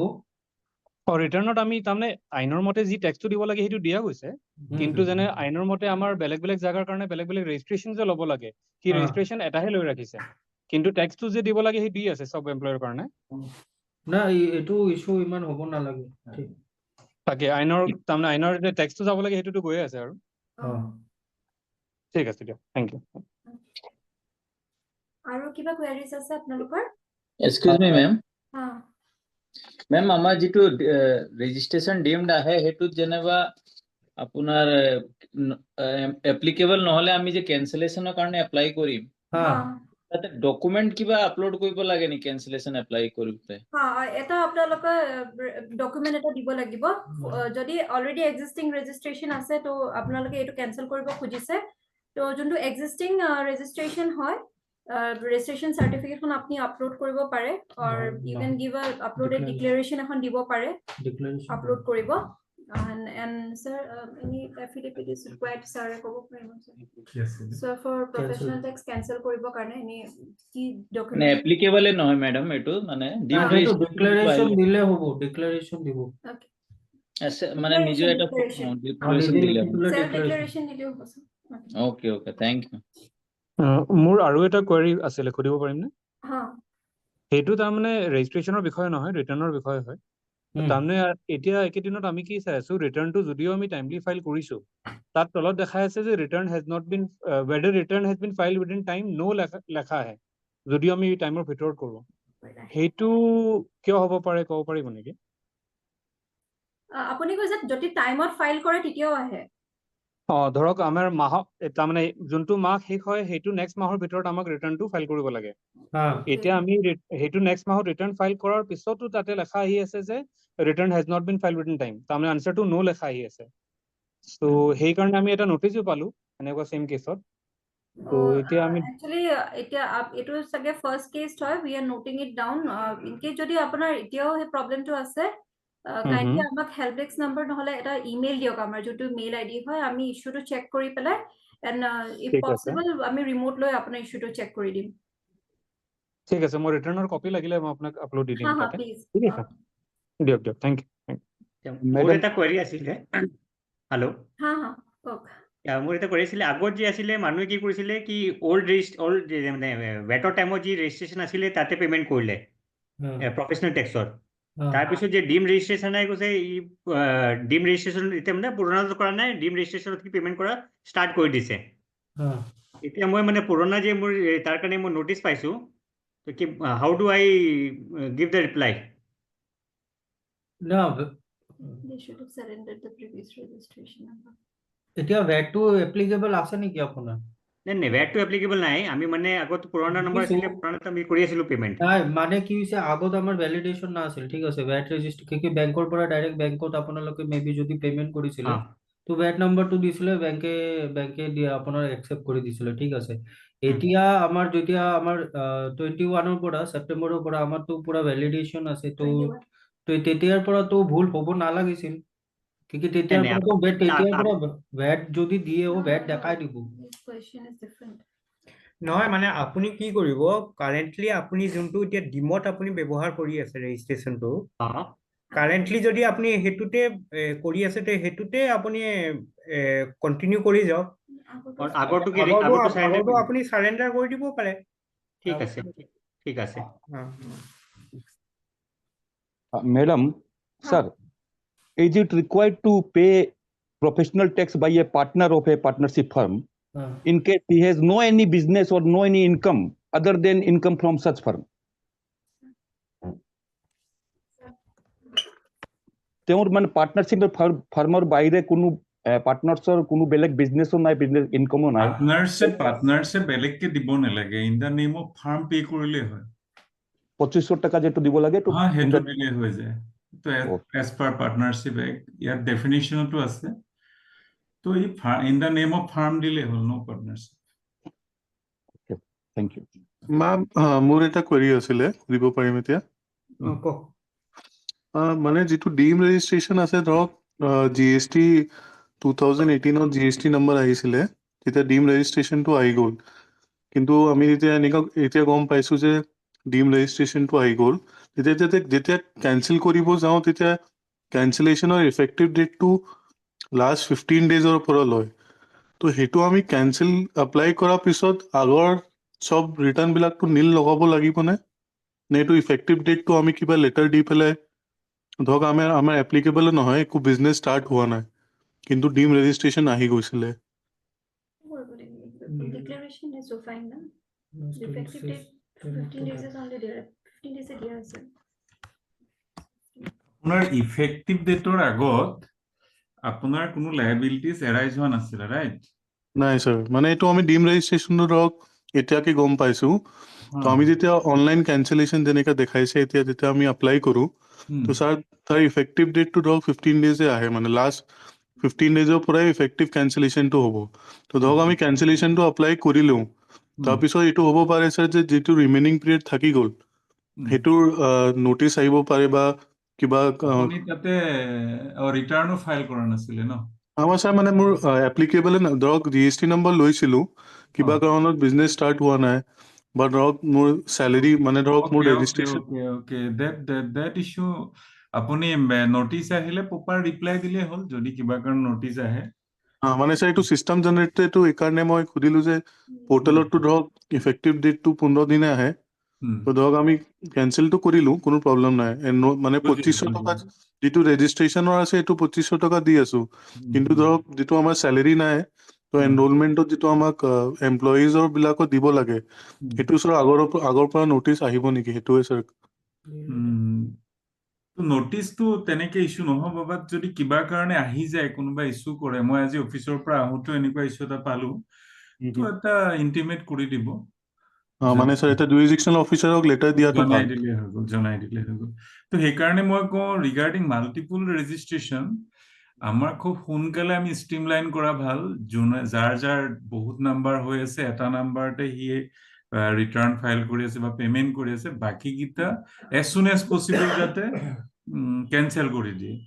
আদাৰৱাইজ ইয়াত গোটেই ডাটাটোৱে মিছমেচ হৈ যায়, আৰু আমাৰ যিহেতু প্ৰফেশ্যনেল টেক্সৰ revenue is very important and vital role play কৰে। এতিয়া আৰু এইটো ডাটাটো খুব ইজিকে ওলাই যায়, আমাৰ টোটেল এমপ্লয়ৰ পৰা কিমান আহি আছে, ট্ৰেডাৰ্ছৰ পৰা কিমান আহিছে, টোটেল আমাৰ GST ৰেজিষ্টাৰ্ড ডিলাৰ কিমান, তো কেলকুলেশ্যনটো ইজি। বাট এতিয়া ডাটাত এনালাইচিছটো অলপ দিগদাৰী হৈ আছে due to this multiple number. তো কাইণ্ডলি সেইকাৰণে যদি থ্ৰু দিছ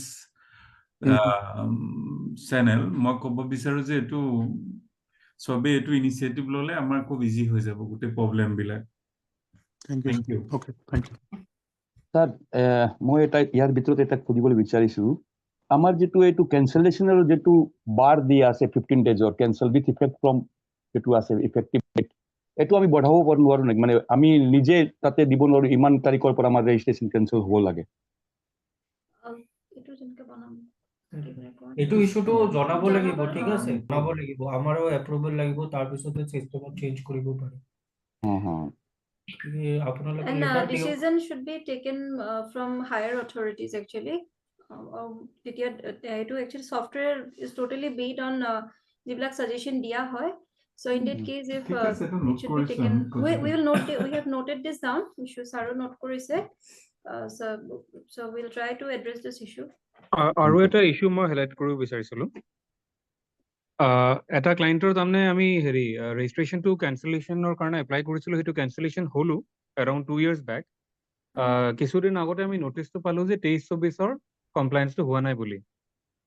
তো সেইটো তাৰমানে চিষ্টেমে কেনেকৈ পাৰ্মিট কৰিছে, তাৰমানে এটা টেকনিকেল গ্লিচে হ'ল ক'ব গ'লে, কাৰণ তো ৰেজিষ্ট্ৰেশ্যন যদি অলৰেডি কেনচেল হৈ আছে, নটিচটো আহিব নালাগে নেক্সট পিৰিয়ডৰ filing. Please, sir, itu regarding actually this kind of queries, আমি এতিয়ালৈকে পোৱা নাই.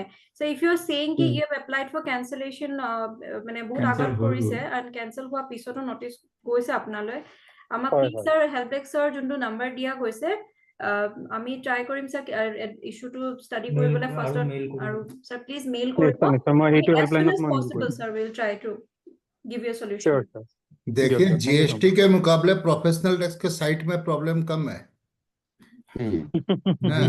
सो जो थोड़े बहुत ट्रांजिशनल इश्यूज है वो ऑफिसर से मिल लीजिए, दे आर वेरी कोऑपरेटिव, कहीं इश्यूज नहीं आए। और डिम्पी जी की सर्विस भी बहुत उत्तम है sir.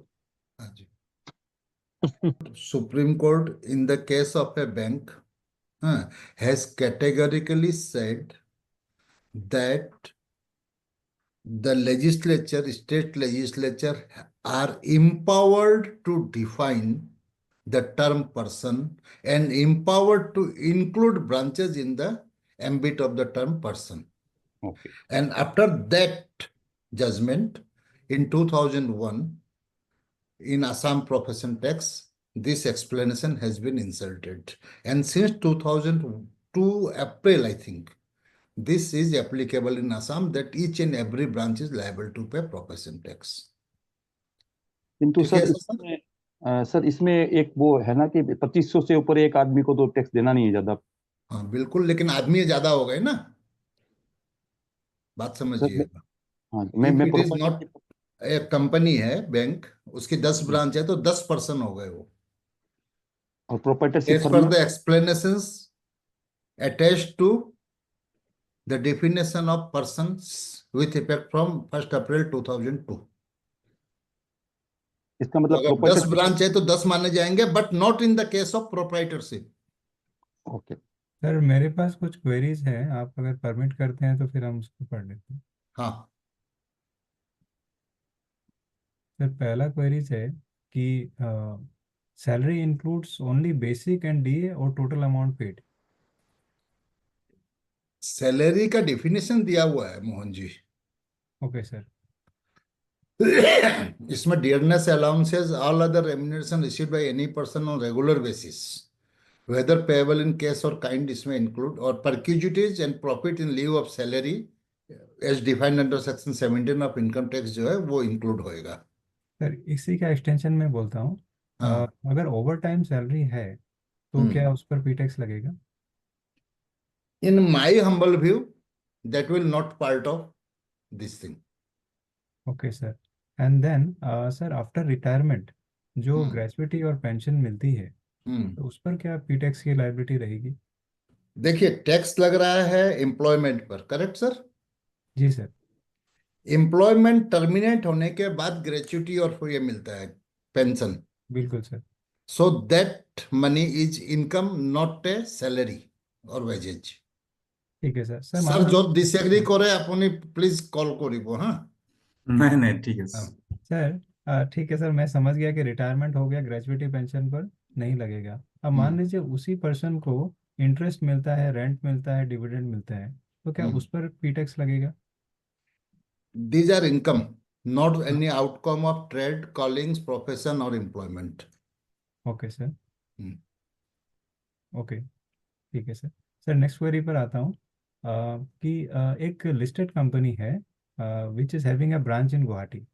Now all the directors of that company will be liable to pay tax in Assam, even if the directors are not actively engaged in the working of Assam branch. इस question को मैं दो तरीके से देता हूँ।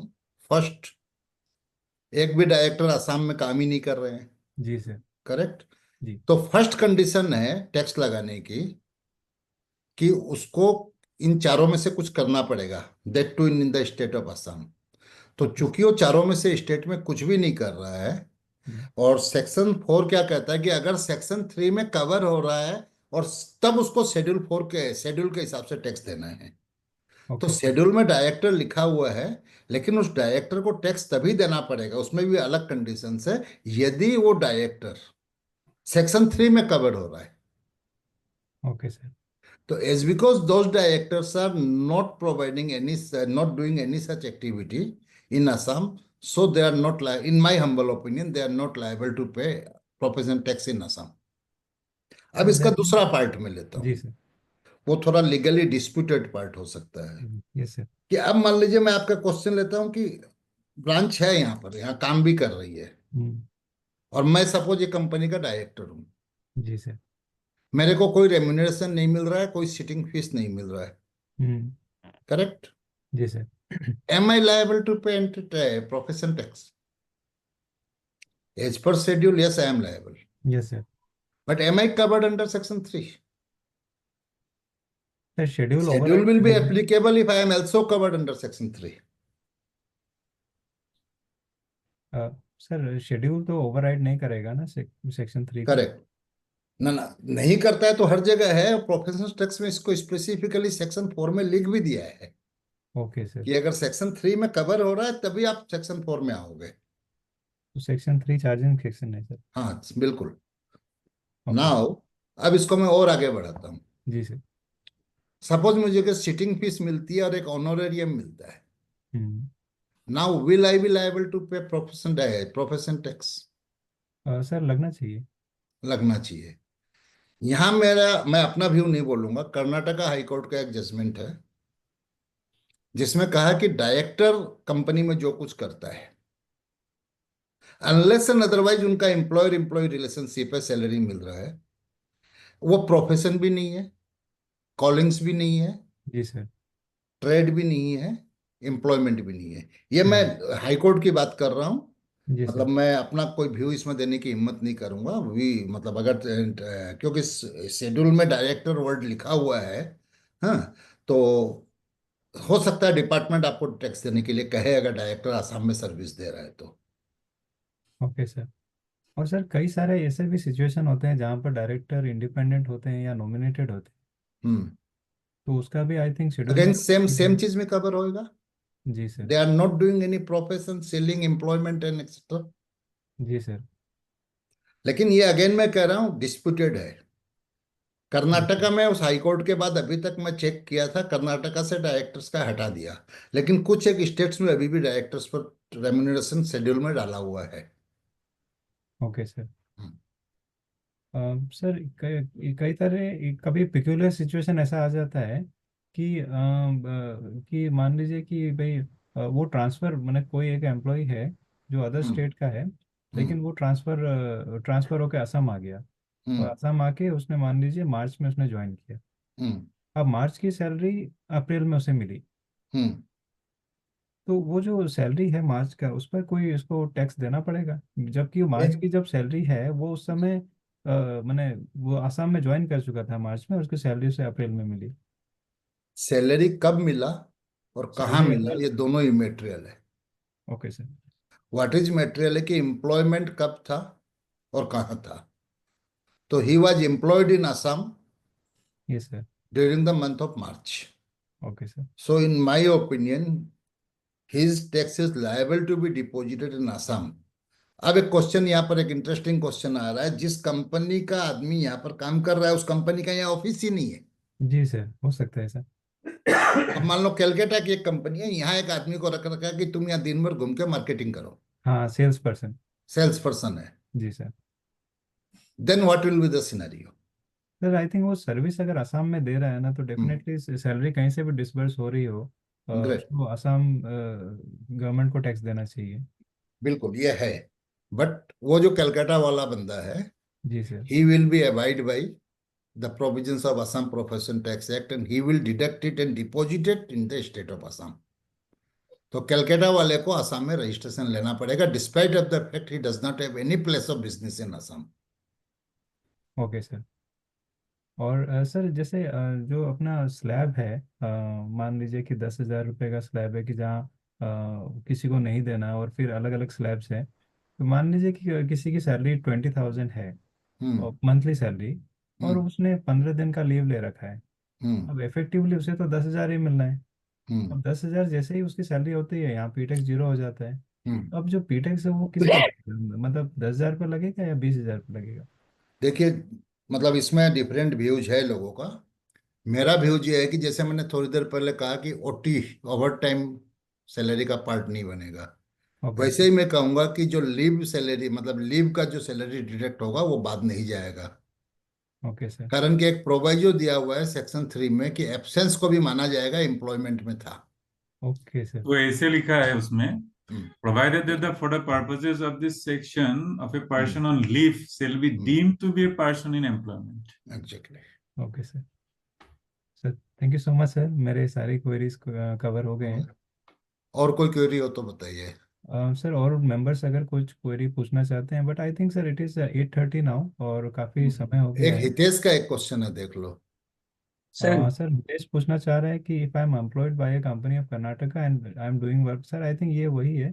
कर्नाटका की company है, Hitesh work from home कर रहे हैं, और अब ये कंपनी जो है वो लायबल है या वो हितेश लायबल है प्रोफेशनल टैक्स के लिए? सर की कहे, this is very tricky question. और এইটো आफ्टर कोविड আহিছে পিকচাৰত। Sir work from home. Interesting। I think he will be subject to clarification to be issued by the department। But in my initially I am of the view कि he will be deemed to be employed at the office to which whom he is supplying the services। Yes sir, वो service किसे दे रहा है? क्योंकि वो जी घर पे बैठ के भी कर सकता है, कल कलकत्ता बैठ के कर रहा होगा, परसों पटना में बैठ के कर रहा होगा। ये ग्लोबलाइजेशन है। हाँ, ठीक है सर। सर आई थिंक अभी हमें जो विवेक जैन सर का जो हाँ वो वाला है ना, लॉन्च कर सकते हैं। तो विवेक जी आप ही उसको इंट्रोड्यूस करो, এটা সৰু সফটওয়্যার আছে স্যার। ঠিক আছে। विवेक जी हैं क्या? मैं देखता हूँ सर।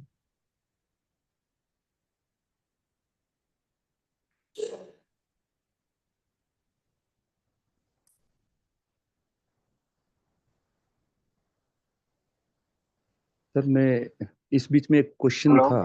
हाँ एक क्वेश्चन था सर। हाँ हाँ मैं रिटर्न फाइलिंग के बारे में थोड़ा जानना चाहता हूँ कि जो नील रिटर्न फाइलिंग का जो यहाँ पर ऑप्शन है कि आप डायरेक्ट नील रिटर्न का वाला ऑप्शन कर ले लीजिए तो रिटर्न नील फाइल हो जाएगी। लेकिन मेरे पास 5 ऐसे एम्प्लॉय है, मेरे पास 5 एम्प्लॉय लेकिन सबकी सैलरी 10,000 है, तो मैं उसको डायरेक्ट न्यू रिटर्न फाइल करूं या उसको अंदर वो जो उसमें देना पड़ेगा कि 10,000 से नीचे कितने कितने एम्प्लॉय है मेरा, वो देना चाहिए मुझे। नील दिले होबो ना कि सर? नील दिले, नील देने से हो जाएगा। हाँ विवेक जी। जी आवाज आ रही है? हाँ जी बताइए। एक्चुअली मैं हॉस्पिटल में, तो हो सकता है मेरी साउंड थोड़ी इको हो रही हो। हाँ ना ना नहीं हो रहा, एकदम साफ आ रहा है, बताइए। अच्छा मोहन, मैं एक्चुअली मोबाइल से कनेक्टेड हूँ। मोबाइल से स्क्रीन शेयरिंग होती है क्या जूम में? ये मुझे भी मालूम नहीं है, बट आई थिंक मैं अपना स्क्रीन शेयर कर लेता या हूँ। तो तुम कर लो, कुछ हो इशू जाए हो ना, तो श्योर, मैं हो जाएगा शेयरिंग हो मोबाइल जाएगा, से। ओके। या मोहन तुम्हारे पास है वो टूल, तुम जी इसको जी शेयर करके दिखा दो। ठीक है भैया।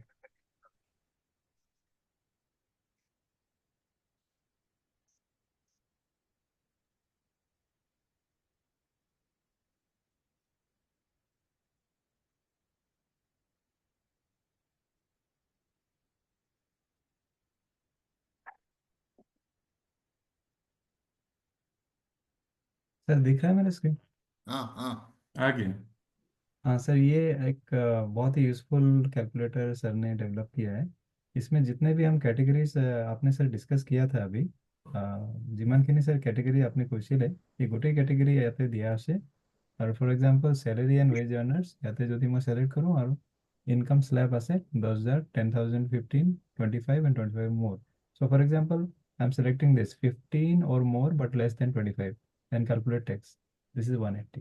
So this is a very handy tool. এটো আপনি মানে anyone can মানে schedule নোচোৱাকে even easily ইয়াৰ পৰা কৰিব পাৰে। For example then again travel এজেণ্টছৰ বেলেগ আছে আপোনাৰ, সবৰে 2500 আছে, ট্ৰেভেল এজেণ্টৰ 2,000 টকা আছে। Then again, the firms which are employing employees, जैसे up to 6 to 10 employees থাকিলে 1,500. And this type of tool sir, it is मैंने very डीलर का भी दिखा दो, उसमें टर्नओवर का स्लैब है अलग। हाँ टर्नओवर का भी है, हाँ सेल्स टर्नओवर के बेस्ड पर है 4 lakh to 7 lakh, 1,000, 7 to 10 1,500 and 10 and more 2,500। इस तरह से मतलब बहुत इजी हो गया सर, मतलब ये मोबाइल से सर्कुलेट हो जाएगा, लिंक है सिंपल, तो एनीबडी कैन कैलकुलेट। कल शाम को इसको सर्कुलेट करेंगे मोहन हम लोग। ठीक है सर, ठीक है जी ठीक। सर मैं शेयरिंग स्टार्ट कर तो दूं। Big congratulation and thanks to Vivek and also to Mohan for this. Thank you And I sir. have one more news मैंने to कुछ भी share. I don't know it is news or not. बाजार में अभी profession tax की कोई किताब नहीं है, and yours truly is coming with a book on profession tax. Hopefully जनवरी फर्स्ट वीक तक इसको मैं रिलीज कर दूंगा। सर मैं सर से सिर्फ एक लास्ट क्वेश्चन करना चाहता हूँ एक सर से। एक हमारा भी है सर, आप लास्ट मत करिए, हम भी हैं लाइन में। अच्छा नहीं, अच्छा ठीक है जी। सर जो ये किसी कोई एम्प्लॉयमेंट कोई कंपनी है बाहर की, उसका एक एम्प्लॉय यहाँ पर काम कर रहा है उसकी ब्रांच में, उसको लेकिन पेमेंट वहाँ की जो बाहर की कंपनी है वहां से पेमेंट मिल रहा है, उसका सैलरी का पेमेंट, तो क्या यहाँ की जो ब्रांच है वो लाइबल है उसका प्रोफेशनल टैक्स काट कर यहाँ पर आसाम में जमा देने के लिए? चाहे वो ब्रांच करे चाहे वो हेड ऑफिस बाहर की करे, एम्प्लॉयर को करना पड़ेगा।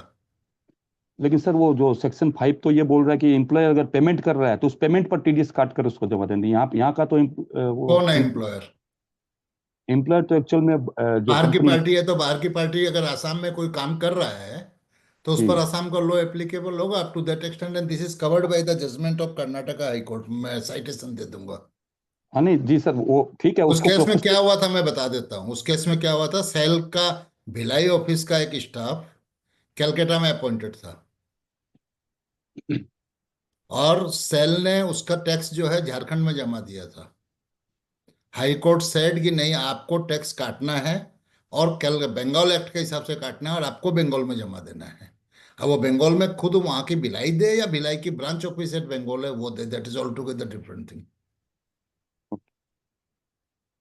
मतलब वो जो एम्प्लॉयर है, जो यहाँ की ब्रांच ऑफिस है, वो लाइबल है काटने के लिए।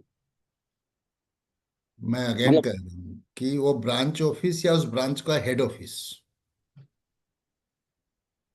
Branch office payment head office से आ रहा है। हाँ तो हेड ऑफिस काटेगी। हेड ऑफिस उस काम को ब्रांच को असाइन कर सकती है जी, मतलब और जो जो एम्प्लॉय है वो उससे आसाम गवर्नमेंट को टैक्स पेमेंट करने के लिए लाइबल है, या वो बाहर जो हेड ऑफिस है वहां पर उसको टैक्स पेमेंट करना, उस स्टेट को टैक्स पेमेंट करना है? आप सुनिए, मैं आपको एकदम स्पष्ट हिंदी में समझाता हूँ।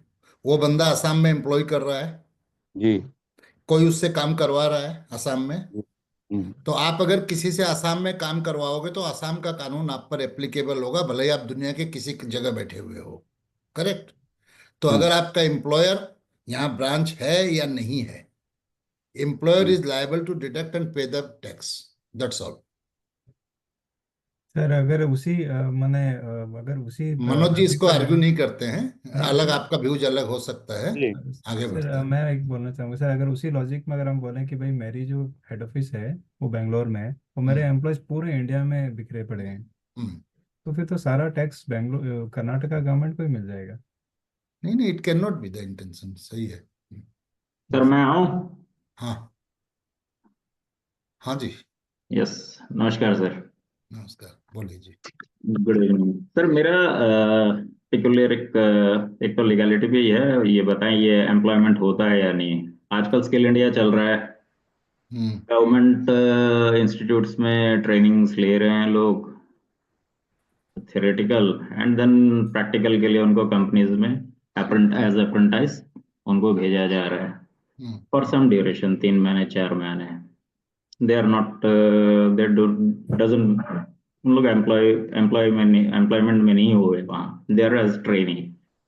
अब गवर्नमेंट ने कहा है कि चलो मिस्टर भरत पुरोहित, आपके यहाँ ये ट्रेनिंग जा रहे हैं, 6 महीने आप इनकी ट्रेनिंग इनको दो, आप इनको जो भी दो उसमें 6,000 की सब्सिडी आपको हम दे देंगे, 6,000 रुपये हम आपको दे देंगे, आप इनको 9,000 रुपये या 10,000 दो। मैं उन्हें 15,000 रुपये दे देता हूँ, 6,000 तो कंपनी दे गवर्नमेंट से आ रहा है वापस। तो नाउ ये जो स्टाइपेंड है, they are not under my employment also, इस पे टैक्स चार्ज होगा या नहीं? एम्प्लॉयमेंट नहीं है आप कैसे कह रहे हैं? सर ट्रेनी हैं, दे आर वहाँ सीख रहे हैं। आपके हिसाब से काम करेंगे वो मेरे हिसाब से नहीं, वो जो स्किल वो गैदर कर रहे हैं उसमें उनकी जो प्रैक्टिकल ट्रेनिंग है टू रन द मशीन्स और टू अंडरस्टैंड द प्रोसेस, वो चीज है। देखिए, आप एम्प्लॉयमेंट का मैं एक चीज बता देता हूँ, बाकी आप किताब देख लेना, आप खुद समझदार हो। मतलब जो नॉर्मली हम लोग हर जगह बात करते हैं ना कि एम्प्लॉयर एम्प्लॉय रिलेशनशिप वो होना पड़ेगा, वो प्रोफेशन टैक्स में अप्लाई नहीं करता है। प्रोफेशन टैक्स में एम्प्लॉयमेंट का वाइडर डिफिनेशन अभी एग्जैक्टली मेरे को याद नहीं पड़ रहा है। करेक्ट। और वाइडर डिफिनेशन में अब एक चीज ये देखना है कि क्या वो उसको कैजुअल वर्कर मानेंगे कि 180 दिन से कम काम कर रहा है। अगर वो कैजुअल वर्कर नहीं है, देन इन माई व्यू वो एम्प्लॉयमेंट, जो कि नहीं होना चाहिए मेरे हिसाब से, in my view he will come under the purview of employment, क्योंकि एम्प्लॉयमेंट का आप डिफिनेशन देखिएगा इसमें दिया हुआ है। हाँ सर। तो उसमें पड़ेगा, और उसका सैलरी कौन कितना दे रहा है इससे मतलब नहीं है, सैलरी टोटल उसकी कितनी है। तब उसको, अच्छा ठीक है, चल तो सर। उसके उस स्लैब से उसका पी टैक्स बनता है।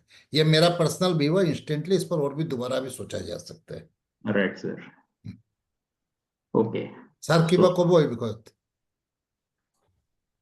নাই এইটো মানে তাতে সি ক'ৰ পৰা চেলাৰীটো পাইছে এইটো ডিপেণ্ড নকৰিব সি টোটেল কিমান চেলাৰী পাইছে generally skill development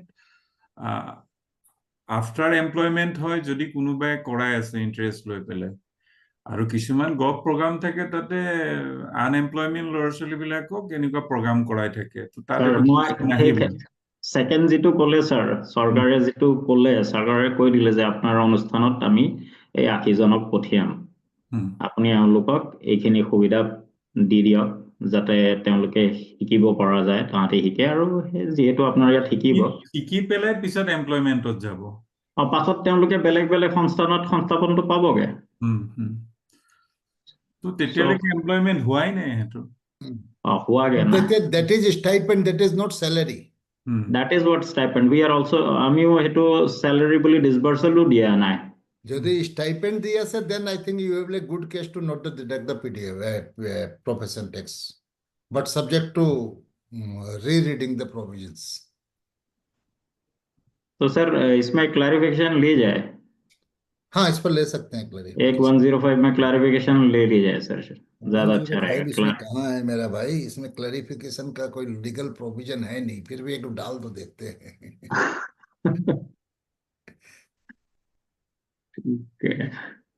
thank you I think बहुत लेट हो गया है बहुत ही अच्छा रहा सर बहुत ही बढ़िया सेशन रहा सर दिव्य सर ने इतने बढ़िया से सर पूरा शेड्यूल बहुत अच्छा से समझा दिया शेड्यूल सर याद ही हो गया है मतलब इतने अच्छे से सर ने एक एक करके बताया पूरा शेड्यूल याद हो गया सर और जो मैडम ने डिम्पी मैम ने इतने बढ़िया से बहुत बढ़िया दिखाए हैं आई थिंक सर ये रिकॉर्डिंग जब हम पब्लिक के लिए डिस्प्ले करेंगे नॉट ओनली इनफैक्ट सर ये काफ़ी लोगों को हेल्प करेगी बाकी प्रोफेशनल्स और डिपार्टमेंटल ऑफिसर्स को भी ये काफ़ी आई थिंक हेल्प करेगी सर